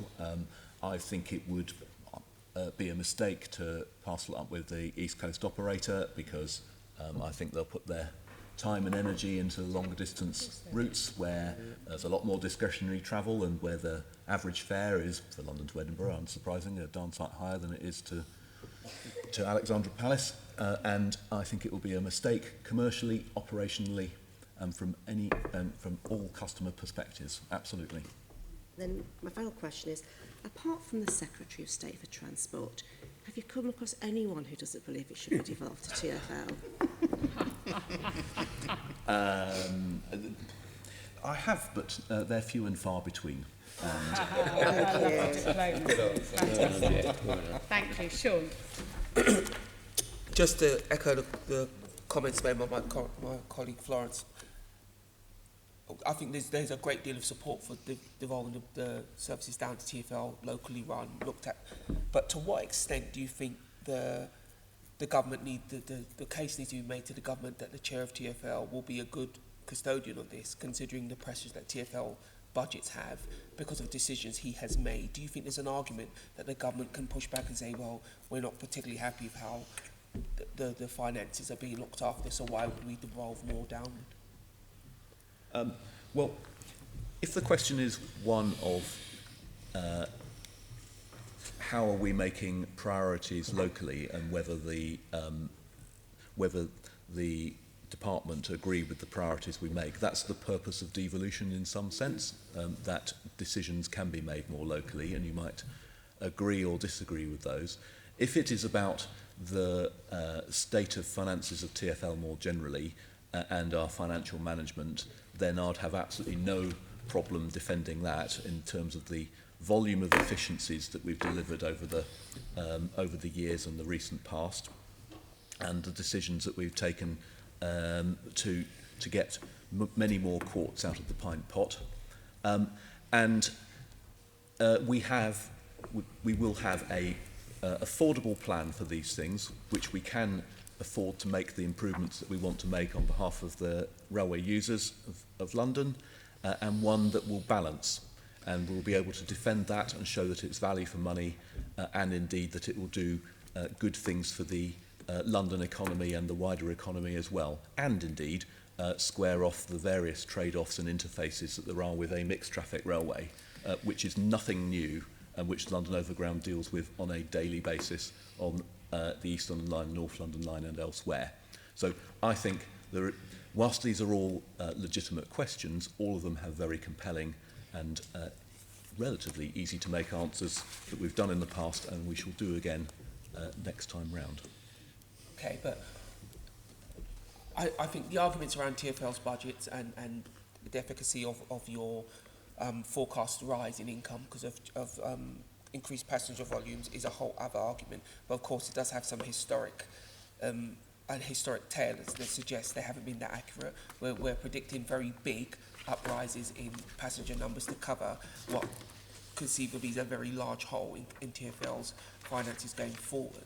If you're the government, you may wonder how well is all of that going to pan out, considering that ultimately the taxpayer would be left with any shortcomings. So again, how much of the ongoing debate, again, around this table, there's a great deal of support for that, a great deal of support, but we need to make the case that TfL is running a generally good way in order to take on these new bits of devolution, which to my mind, some of them look quite complicated. It looks like we have all the low-hanging fruit and the next set may be slightly more difficult to deal with. On forecast accuracy, when we talked a bit earlier about the fact that certainly in the noughties, if I can use such a term, we under-forecast the rise in demand. So if you look at the MTSs back in that period of time, the level of population growth and the level of employment growth outstripped what the London plan said, and therefore people like me under-forecast the amount of trips.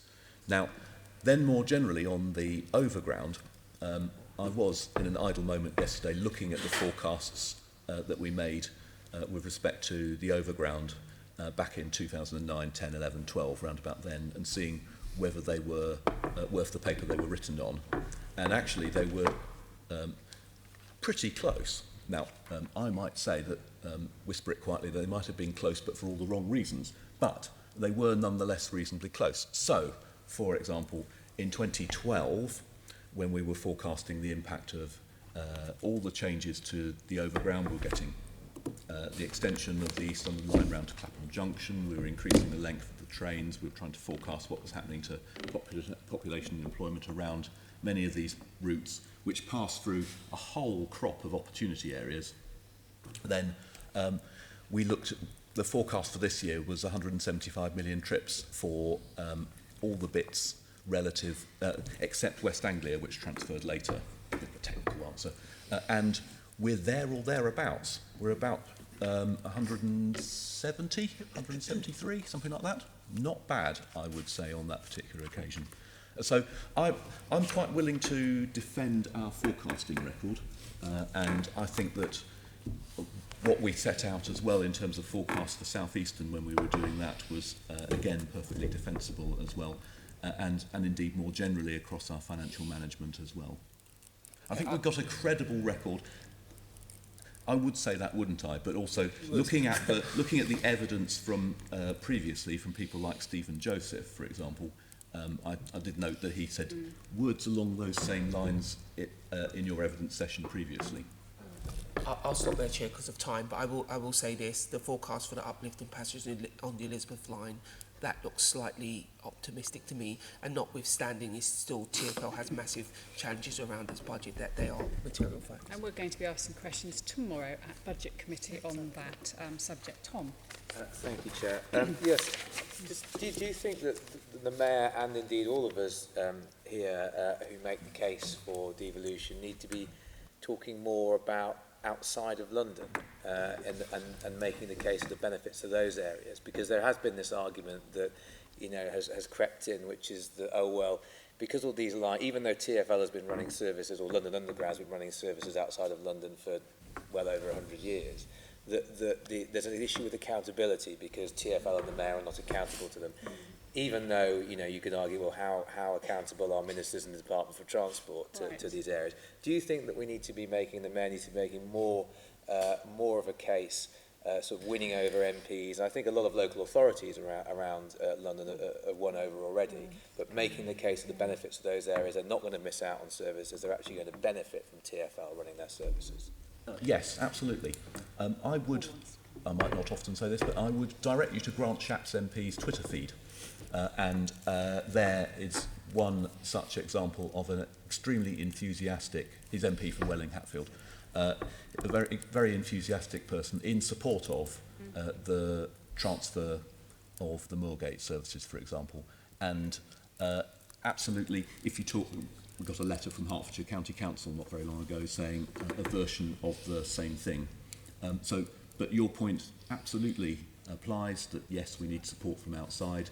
And when we had that support for the South Eastern attempt in 2016, and that counted not only for relevant MPs but also for user groups as well. The answer is yes. Paul, I think. So may I thank you. It comes back to the point that it is ultimately a network, and we have some hugely valuable and very scarce capacity which we need to get more out of, reference to previous discussions.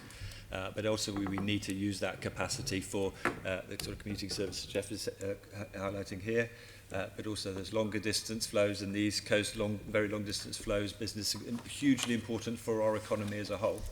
So the reason why I say all of that again is because I think it is relevant to say, well, actually giving the assurance that there is a way of balancing and making sensible choices about the best use of that capacity, rather than one group of people saying they want it, another group of people saying, how do we decide that based on what it delivers for our economy as a whole? And I think that's part of the way of addressing your question. I think it's worth noting, say on Crossrail too, some of the suburban branches in the southwest, some of the trains on there will become sort of Crossrail 2 trains. They'll be running from outside of London, coming into London. They'll be run by the same sort of like service, all branded in the same way. And even though we've been asked sort of like by many people, can you not sort of extend the services further afield? Can you not come further out?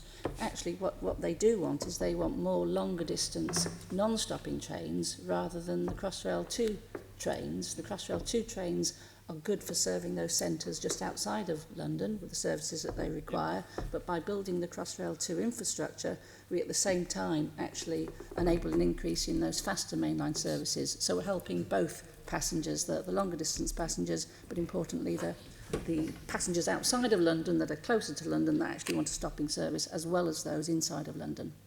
So it addresses all three users. That's good. Very good point, yeah. Another reason it's a win-win Yes, project. exactly. Fantastic. Exactly. Right, we've got 2 sections left, members. So we've got a rail strategy for London, and Keith, you're going to lead this off. Thank you, Chair. This is a question for the whole panel, really. I have to say that normally I ask open questions, but on this occasion I want to ask a closed question, so I just need a simple yes or no. So on a lighter note, in light of the game tonight, England, Rupert, is it coming home? Keith, yes, football's coming home. Mark? I thought somebody would. Paul? Yes. Geoff? Definitely. Michèle? I hope so, otherwise my house will be rather miserable tonight. Brilliant, thank you very much. Thank you. Yeah. Okay, I'll get into the serious point. Rail strategy for London. I mean, that's the question, isn't it? Why is there no single rail strategy for London? Michèle? I think there is a rail strategy for London, because the Mayor's transport strategy reflects not just what the Mayor can do with inside of London, but also reflects the ambitions from beyond London. So if you look at the strategy, it's about improving things in London, but also the wider region of London, the connections that need to be made between London and places further afield. There's a lot of cross-working between Rupert, myself, our teams, such that he had lots of input into this, and if I may say so, and I have quite a lot of input into the stuff that Rupert does, notably the route studies, which are absolutely essential, and indeed the route studies provided a lot of the research and intellectual rigour behind schemes that get a mention in the Mayor's transport strategy. So there might not be a single document, but actually it amounts to the same thing in practice, and it's very, very closely aligned. But would it be helpful if there was a single document? Because clearly TfL have priorities, and quite rightly, well, we'll come to Network Rail have priorities, but would it, definitely the two cross over, would it not be helpful to have a single vision for London transport? The challenge is, Keith, that London isn't an island, as we've been saying. Yeah. People have to travel in and out from great, in some cases, great distances. People who work in London, more than any other city in the country, choose to use rail to get to and from work, but by a factor. And so it's absolutely vital that we continue to plan for and invest in enhancing the railway network. And that is why, as Geoff has said, we work absolutely hand in glove in terms of planning how that network needs to evolve. So the Mayor's transport strategy that Geoff has referred to has close involvement from Network Rail in its development, and the route strategies, which tend to look further afield, have close involvement from TfL in their development. It's very difficult to segregate the two because of the fact that people are travelling across these boundaries every single day. And I think the final thing for me, the thing we have in common is we both want to deliver the very best service we can to the passengers who use the railway, and that's what drives us to get the best out of the capacity that we've got. So moving on from that, how do the two of you, i.e. Transport for London, Network Rail, how do you work together to prioritise what is the most important upgrade or the most important improvement needed? So Network Rail leads the industry-wide long-term planning process, which is a really consultative and collaborative process, which looks at rail demand, as we've spoken about, identifies where the hotspots are, where demand for rail travel exceeds capacity, and that process involves both TfL but also consultation with rail users and stakeholders around the patch. And then we use those plans to identify and develop schemes, interventions, whether it's more trains, longer trains, or changes to the infrastructure, that will provide benefits for passengers going forward. So it's a very sort of collegiate and joined up process in order to deliver better train services for passengers. How does that work with TfL? Because absolutely, for instance, if you look at Anglia region, call it that, yeah, where you have the start of the Elizabeth line, clearly when you're dealing with tube lines, you don't have there's hardly any interface between yourself, but on those what are called heavy rail lines, if you lengthen the stations, that of course helps TfL, but if you put new rolling stock on another area, that doesn't help. But if you change the track layout, for instance, that would have a massive impact on TfL. How do you liaise on that? So we've already mentioned the devolution of Network Rail's structure to route businesses. The other thing that we did as part of that was to create the system operator function. And the system operator acts as the glue between all of the different routes, with the interests of passengers and freight users at its heart, thinking about how we can get the best out of capacity. And that is the challenge, as you've quite rightly said, in terms of trying to balance the cost of any intervention, the performance you get, and the capacity that you've got and you could get in future. And that function, the system operator, is organised on a route basis. So our teams work very closely with the route teams and also with Transport for London in terms of planning how those trade-offs get made. And we've adopted a different approach for the next control period.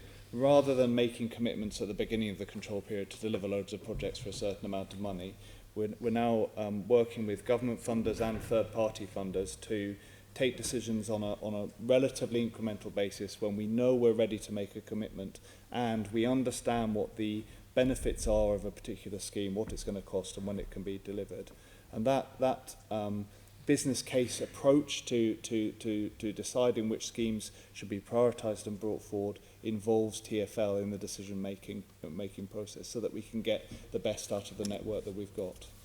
I'll come to you in a second, Michèle. Signalling is a good point, actually. If we look at the Elizabeth line, I believe there's 2 or 3 different signalling systems going to be used there. To get the maximum out, I think the central is going to be using a moving block system. Is that correct? But to maximise the whole route, that would be the system you would want to use across the whole route. But because of constraints on, let's call it the Anglian section, that's sticking to the old system. And how can you work with TfL to make those improvements strategically? Because I can understand that, a train coming from Norwich to Liverpool Street wouldn't necessarily need that system, but to maximise the use of the Elizabeth line, the section up to Shenfield does need that. So I mean, it's a really good question, and for reasons that Mark has mentioned, there are different signalling systems on the Elizabeth line route. Network Rail has been working really, really closely with the Elizabeth line team, originally Crossrail 1, since the very early days, so 10 or 12 years ago, in the development of the signalling system that will be used both within the central section, where a computer-based signalling system is deployed, but also as to how the trains will be controlled on either side on Network Rail's infrastructure. And obviously in the medium to longer term, our goal is to move to a fully digital signalling system that is fully interoperable with the system through the central core. And one of the advantages of using digital signalling is that by buying European systems that have been developed and we know talk to each other, we should be able to avoid the issues of the interface between different systems. So I guess the point I make is we are working very closely together. There are clearly challenges to overcome in terms of these different systems that exist at the moment. We want to move towards a much more interoperable and integrated system in the future. Michèle, you wanted to come in? I was just going to say, in terms of sort of prioritising and working together, when we were looking at sort of transport needs in London out to the 2030s, and given that our philosophy is to maximise, you know, the potential of the capacity of the net that we've got first, max it out, we identified there was still a shortage in the southwest to northeast corridor, and that physical interventions were needed to help address that. At the same time, so like Network Rail's own work, looking at its own routes across the country, particularly in the southwest corridor and in the West Anglia corridor, that options that they had to improve those actually aligned with the sort of thinking that we had. So they needed some physical intervention to solve their problems, and we needed physical intervention to solve ours. So we could prioritise doing that work together. And I think, you know, it is that close working and sort of like close set of objectives that's important. Right, thank you. Sorry, yeah. It means that ideas generation is done collectively.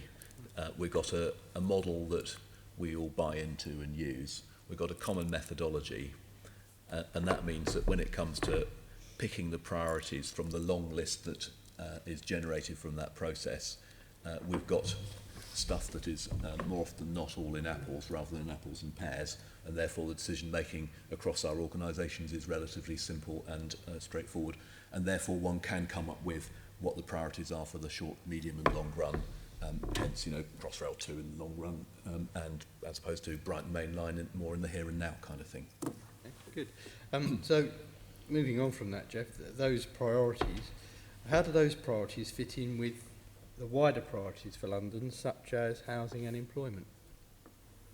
So, in taking account of all these, of the costs and benefits of these schemes, one of the things that one needs to do is to make sure that there is some form of strategic fit with the London plan and what's going on with opportunity areas. So I described earlier how one can look at these individually, or one can look at these as a collective, but absolutely we take account in our modelling and our methodology of where growth is expected to happen, be it population, be it employment, be it anything else, and one needs to check that each of these opportunity areas is suitably firing on all cylinders, and where they are not, why they are not, and if they are transport shortfalls or things which are not working well enough, then we come up with potential solutions through this process, first a long list, then a shorter list, and eventually a set of priorities for what we want to take forward and put resources from one or both of our organisations into. And writ large, that's Crossrail 2, where one looks across a very large corridor, northeast to southwest. But the whole region. But writ small, that means individual opportunity areas in a much more concentrated, focused fashion as well. So it works quite well from that perspective, I think.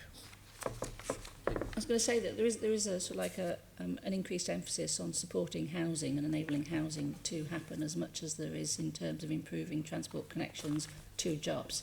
So it's making sure there are homes for people to live in and they can access jobs, so they're employed. So that linkage is quite strong. So things such as Gospel Up to Barking extension to Barking, so those homes could be built, was a key driver for that extension. Thank you. Sean, you wanted to pick up a couple of questions here. Just sort of continuing in the same vein, at present, how well do national services integrate with other modes of transport in London, you know, from a timetabling point of view, from a physical interface? We talked earlier on about access, etc. How well are those systems working, and what part of your organisation looks at that and tries to plan that into the future? So Network Rail, the system operator function that I mentioned just now, is responsible for the timetable, for the national timetable, and for developing that and making sure that it works. A part of that is thinking about the whole journey and how are people going to interchange. And we spoke earlier on about the importance of the interchange and considering all modes that people want to move on to. And we see some great opportunities in some of the stations that we've spoken about, for example, Victoria, East Croydon, Clapham Junction, to really improve the interchange at those stations. And the timetable will be a key part of that, understanding how the interchange will work, and then making sure that the physical interchange will work, that there's sufficient space for people to move around the station and wait for their train, and also get a coffee or whatever is appropriate at the place, is built into the planning of those developments. So it's a really integrated process, and because we brought the timetabling function within Network Rail together with the planning function, we have that feedback from the operation of the railway and the understanding of what's happening on the ground day to day, feeding back right through into the planning of new infrastructure and new stations and changes to stations. These conversations are routinely and regularly had with TfL. Geoff and his team are in the room, figuratively or literally, in these discussions. Okay. There are also lots of direct discussions about sort of where there's a station improvement, a main rail station improvement. It's like the ongoing sort of mode of transport for passengers arriving there, whether it's by the underground, whether there's sufficient capacity to get to the underground, or whether it's by bike, or whether it's by bus, whether it's by taxi, making sure those further sort of like modal provisions are provided for. And I think the other thing to mention in terms of national rail travel coming into termini in central London is say something such as Crossrail 2 is going to provide huge relief to Liverpool Street, huge relief to Waterloo, and it will provide the relief that's needed at Euston when the HS2 trains come in as well. So it is working together to make sure we can address those. I see. I think the question I'm asking, though, is this just because you all happen to have a great relationship, or do you have an actual mechanism? Imagine one of your respective organisations has a task it has to achieve. You know, how does Crossrail 2 immediately involve Network Rail or TfL? Is it natural, or is it personnel driven? What is the mechanism to make sure that you are bringing all of your organisation's needs to the bigger conversation readily? What is that mechanism? It's both those things. Yeah, I mean, we all know that a successful project is built on common objectives, but also on the people that deliver it. So the relationships are really important, and we mustn't underestimate that. But the joint planning process, the long-term planning process that I mentioned, which involves everybody and is as consultative and as collegiate as possible, is intended to draw in that involvement and make sure that it is happening on a continuous year-in, year-out process. And then lastly, on Crossrail 2, Network Rail is working in partnership with TfL. As Michèle has said, we have people in the team working together side by side to make sure that those issues that you've mentioned are addressed both from the TfL and Network Rail perspective in the context of Crossrail 2. See, that is what I wanted to hear. I wanted to hear that you have a team, there is someone representing everybody's organisations in that room to say, okay, let's try and build a common, endpoint. Because it was interesting hearing the work you talked about at HS2. It almost sounded like the extra infrastructure that you were about to build, just by happenstance, it was going to help everybody else. I wanted to realise, if we're spending that amount of money, there is no happenstance. At no point should anything magical happen, because it's been planned by every team. I think that's what I was getting for. I think in essence, you've probably answered my last question, but has TfL been working with Transport for the South East to secure better rail services for London and the South East? Because I think the way in which Keith talked about the Anglian region, etc., is there an idea or a backroom solution that says you are looking at the entire South East and fixing a plan for the entire South East? Because that seems to me, if we have London as an island in the middle, we actually become a problem, because you always work for our own endpoint and not including other people who, quite frankly, a large number of those come here on a daily basis. So who's looking at the entire picture? And, and again, I want to hear that it's a deliberate thing, not just because you all happen to like each other. So from a Network Rail perspective, and Geoff can pick up TfL, we work closely with Transport for the South East. We were involved in their launch. My team works with their team hand in hand, goes to their regular meetings so that we can be involved in the planning process. We are supportive of that organisation and what they represent, and are keen to have joined up plans with them. We see it as a sort of a growing and building relationship, but really, really important one. Is there any scope for forming this organisation, my imaginary organisation of all of you together in a room? Is there any idea that should be done officially? That you should get together in some official capacity for the entire South East region to figure out all of our problems around transport aids? I would say that we do come together quite regularly through a number of different forums, both in a rail capacity directly, but also in a transport capacity, to make sure that there is cross-fertilisation, that we understand issues. Network Rail is considering how to broaden its sort of planning function to make its planning ability to make sure that it's much more inclusive and involves local authorities and LEPs. But those forums do exist, and we do work together closely in them. So you're comfortable that we don't need to have a South England network planning body? No. I mean, I think the virtual institutionalisation of exactly what you're getting at, I think, is already there. Okay. It's not a body, but the institutional process of the relevant people from the relevant bodies to come together and be forced together, whether they like each other or not, is there. That's the question. I'm just trying to understand, because it seems like we have all these little piecemeal things, and the example you gave earlier on was great, but it gave an example where you'd come to a nice mutual understanding and it was going to work for everyone.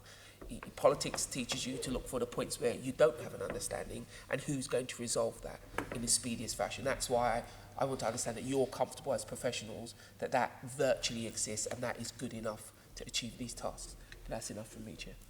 I just want to pick up, how do the train operators and others input into this? Because you can have these sounds where the train operators are running the services.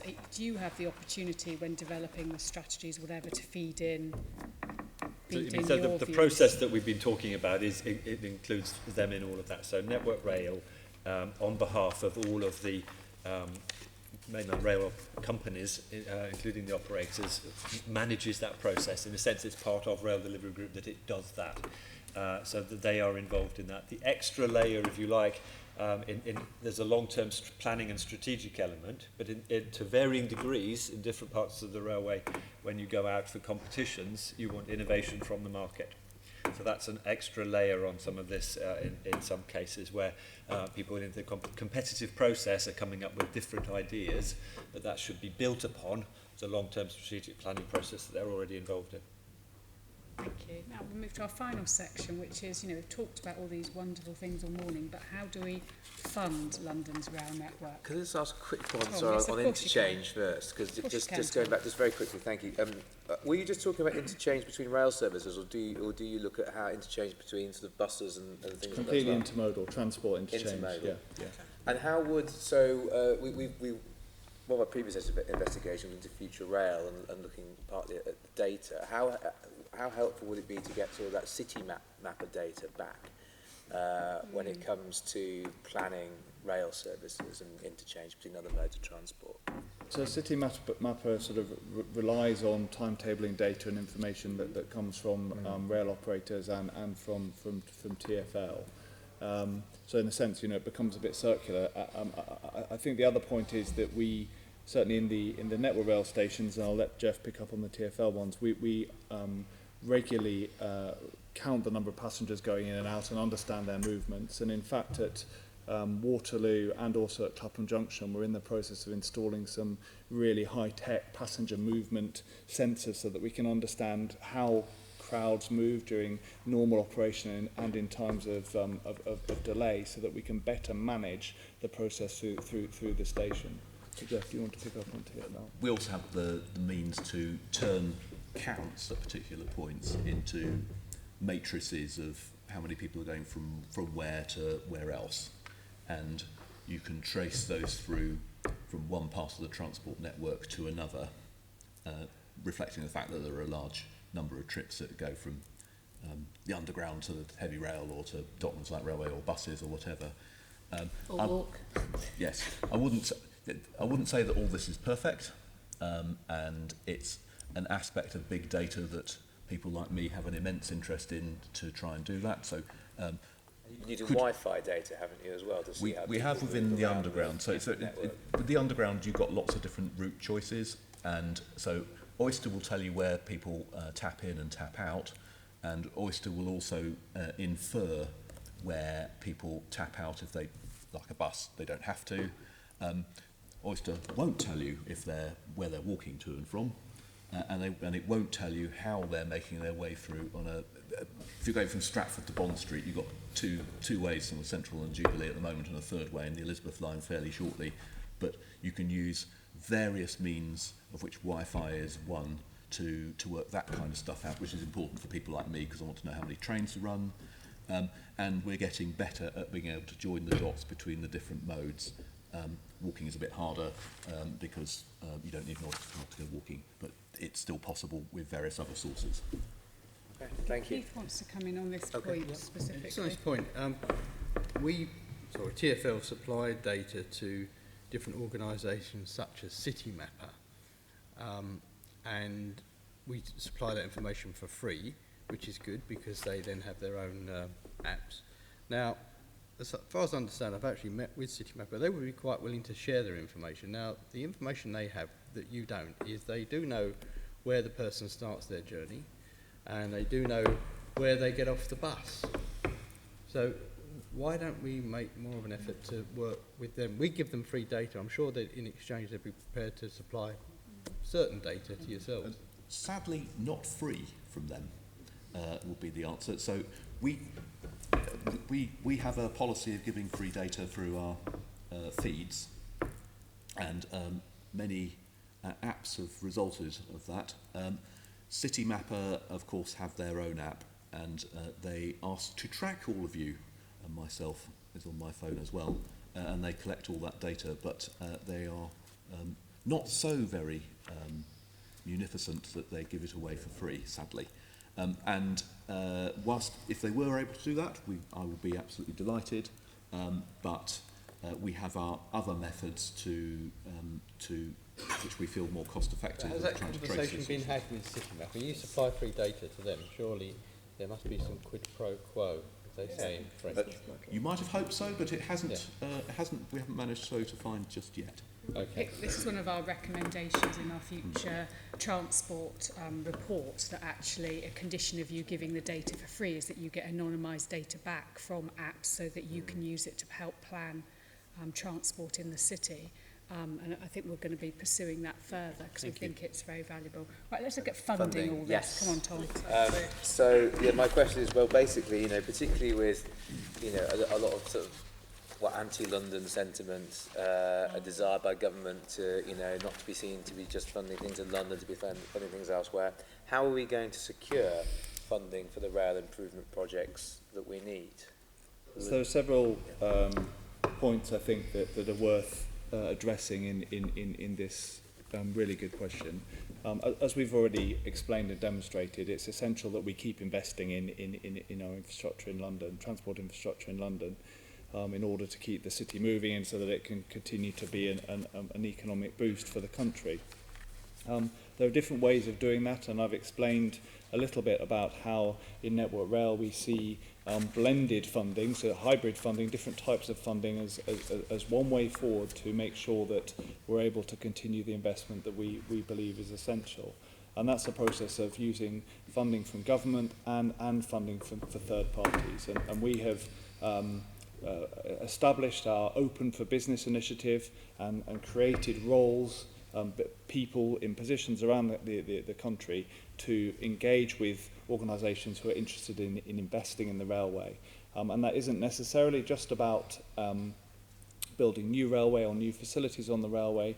It's also about investing in building homes and commercial offices, and especially where we can get a benefit from the railway out of building those homes. An example could be at Twickenham, where there are 115 new homes being built, and as part of that we're getting a new station and a fantastic gateway for the rugby stadium. So I guess from our point of view, it isn't an either or, it's got to be about both investing in London and elsewhere in the country, and we need to make the case and the reasons why that investment is so important so that London can continue to be that economic boost for the country.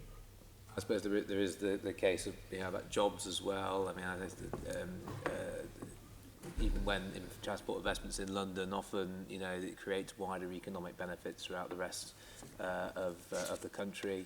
The new tube trains, I think the new tube for London's being built in Yorkshire. Any other thoughts on how we can make the case? There's making the case. There's making a strong economic case for the investment to say that if you spend this money here, you'll get all these additional jobs, you'll get all these additional economic benefits. But there's also then finding the money up front, the cash. And the challenge that London had for Crossrail 2 is to be able to fund half of the cost of the scheme. So get the government support for half of the costs, but also for London to find half of the costs of the scheme. And we support like investments in Transport for the North, and we're in lockstep with the Northern Powerhouse Rail. But what we've identified to date is that if you use similar mechanisms that are in place for Crossrail 1, such as the those who benefit contribute towards the scheme, so businesses who benefit continuing the business rate supplement, or developers who benefit because the land that the railway goes through becomes more viable for development, so you continue with the mayor's community infrastructure levy. And also with a new scheme, you're going to enable some oversight development that could take place above the station or on the work sites that you've had to use. It's trying to make the most of those so that contributions for those can go towards the cost of the scheme. And then finally, obviously, fair payers, people who are paying to use the service, taking that net operating surplus and using that as well. But there are other beneficiaries of the scheme who haven't been sort of earmarked to date to say that they should pay, because as I said for Crossrail 2, it's not just a London scheme, it's a regional scheme. There are beneficiaries outside of London as well as inside of London, and it's sort of looking at mechanisms that perhaps could encourage sort of like contributions from outside of London. There's also the work that was done last year on land value capture, because some of the beneficiaries of transport improvements are people who own existing properties, be they sort of like private properties or be they big commercial properties. So some of the big estate owners have properties, they go up in terms of their attraction because of the transport improvements, they can charge increased rentals, and one wants to consider is there a way of capturing the uplift that they will accrue. So all of these are mechanisms to consider as to how to fund these schemes. Land value capture is something I'm quite interested in, and it's something where I think there is sort of some appetite in government to explore, and something where I think we've not been very good in the past at actually extracting some value out of the people, the landowners that really do benefit. I did look at the work that TfL did on development rights auction model, and just as I sort of got my head around it, I think they decided that actually that wasn't an appropriate way of funding transport infrastructure in London. Not for certain sites. It may well work in other locations. It may work in other, yes. There's less urban locations. Yeah. What other sort of forms of land value capture are you looking at? I mean, we've heard that TfL are looking at transport property charge. Is that just something that's similar to the old business rates levy, or a sort of form of mayoral SIL supplement? What would that entail, and how far would it extend? Because you could argue that there could be an argument about, you know, who directly benefits within London from it. How far away from the route do you think you would need to go? So in terms of the mayoral SIL, the consultation that was launched last year was to extend the mayoral SIL in terms of time, so it could be used to help pay for Crossrail 2. But there isn't an equivalent SIL outside of London where there are beneficiaries. Also, in terms of the business rate supplement, because businesses benefit, there's a proposal to continue that after it's finished being used for Crossrail 1. But the other forms of land value capture, because those two are forms of land value capture, other forms of land value capture, such as you said, the DRAM model or transport premium charges, are things that sort of like could be considered, but they have pros and cons associated with them. And they would presumably they would require the government to legislate for you to. They'd require legislation, yes. Yeah. And I suppose the only other way TfL can raise funds essentially, well, some road user charging or something like that. Road user charging is a mechanism for raising funds, and certainly the congestion charge was originally put in place, and it was used to help generate additional funds to pay for the public transport. So you can hypothecate it towards sort of transport improvements. And just turning to sort of international comparisons, is there anything we can learn from other countries about how they fund new rail infrastructure? and the different approaches that they've taken and how applicable they could be to London. I mean, there's a whole array of different mechanisms that different countries use. I mean, so like some of them, France use payroll, employee taxes they apply in terms of getting contributions, or they might have specific sort of like taxes on properties within the vicinity of the actual sort of like proposal, so a bit like a land value capture transport premium charge. So there are other cities elsewhere in the world who've used different mechanisms, but it's whether or not they're appropriate in each of the locations within London. It's not just a London issue that's grappling with this. The East West Rail, the schemes up north, they'll also be considering, you know, what mechanisms there are in place, because the estimated untapped land value uplift associated with Crossrail 2 was about 60 billion.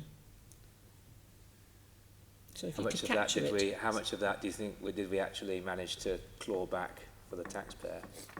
Well, the issue is if a lot of that is associated with sort of private residential properties, it's quite hard.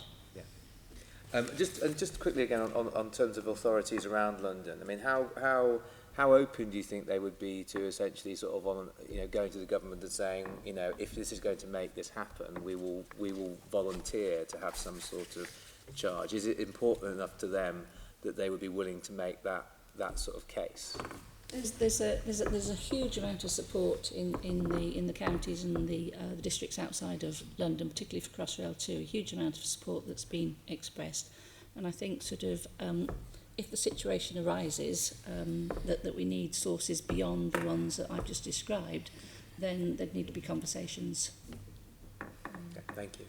I'll turn now to the government's new rail network enhancement pipeline. I'm wondering if you could tell us, particularly guests from Network Rail could tell us the opportunities and the challenges that will present for London. Yes, I mean this new approach, I spoke a little bit about it earlier on, is building on and learning from the experiences we've had in past control periods, where instead of making a commitment on a 5-yearly basis to a number of schemes that will be delivered, and that has had its successes in the past. We're seeing Thameslink delivering its benefits, and that project was planned 15 years ago. So there has been some success, but learning from the experiences in the last control period, we've now adopted an incremental approach to decision making in terms of individual projects, and that enables us to look at where we need to make an intervention, whether that's more trains or longer trains or a physical intervention on the infrastructure. Look at where they're needed across the whole network and begin to prioritise them and form a pipeline of projects, and then to develop business cases for those projects, understanding the costs and the benefits and when they can be delivered, and then prioritise them in terms of the timing of the delivery and make the decision to deliver at the right point rather than just in a 5-year increment, because that's how we do funding. So we see it as a really positive change to the way in which the railways can be funded going forwards. And also it supports the initiative to bring third-party investment onto the railways. There are a number of schemes that we're looking at where we see a real opportunity for private investment in the railways to get improvements that otherwise just would not have been possible. In particular, I'd point out rail access to the airports, to Heathrow especially, and something that Network Rail has been closely involved in is both the southern access to Heathrow and the western access. Southern access in particular, we're asking the market to come forward and with their suggestions and proposals for how that could be built and also how it could be funded. And on western access, although there is a scheme which is quite well developed and we're aiming to go for planning permission next year, we want to introduce third-party delivery and potentially financing and funding to that scheme as well, so that we can learn from the innovation that private sector delivery would bring and also benefit from private sector financing. So those are just two examples of schemes that we see can deliver things that otherwise just might not have been possible given affordability issues. Make it more difficult to plan moving outside of the sort of more rigid control periods, 5-year control As a planner, in some ways, I think it makes it easier because we're able to identify, in an ideal world, one might do all of these things and then work out what the benefits are of each, what the relative priorities, the needs are of each. And we mentioned, for example, the South London stations earlier on, Denmark Hill, Peckham Rye, and so on. And we're able to then bring these projects forward in a pipeline approach and demonstrate the case for each of them, build support for them, and in this new process, stakeholder support both from local authorities, from LEPs, from the rest of the industry is absolutely vital to demonstrate how important these schemes are, so that we're able to then get them delivered. So from my point of view, I think it actually will be working better than it has in the past and avoids us making commitments to deliver benefits way off into the future until we're ready and really understand that we can achieve them on time and on budget. Geoff, from sort of TfL perspective, do you think this is going to be an improvement in how these in how rail infrastructure is paid for, and does it present opportunities for the Mayor, TfL, more opportunities for the Mayor and TfL to be involved in this process? Yes, it probably does, in the sense that you're making decisions in a more measured way rather than in 5-yearly chunks. And things change, they just do. Events come along, demand changes, etc., etc.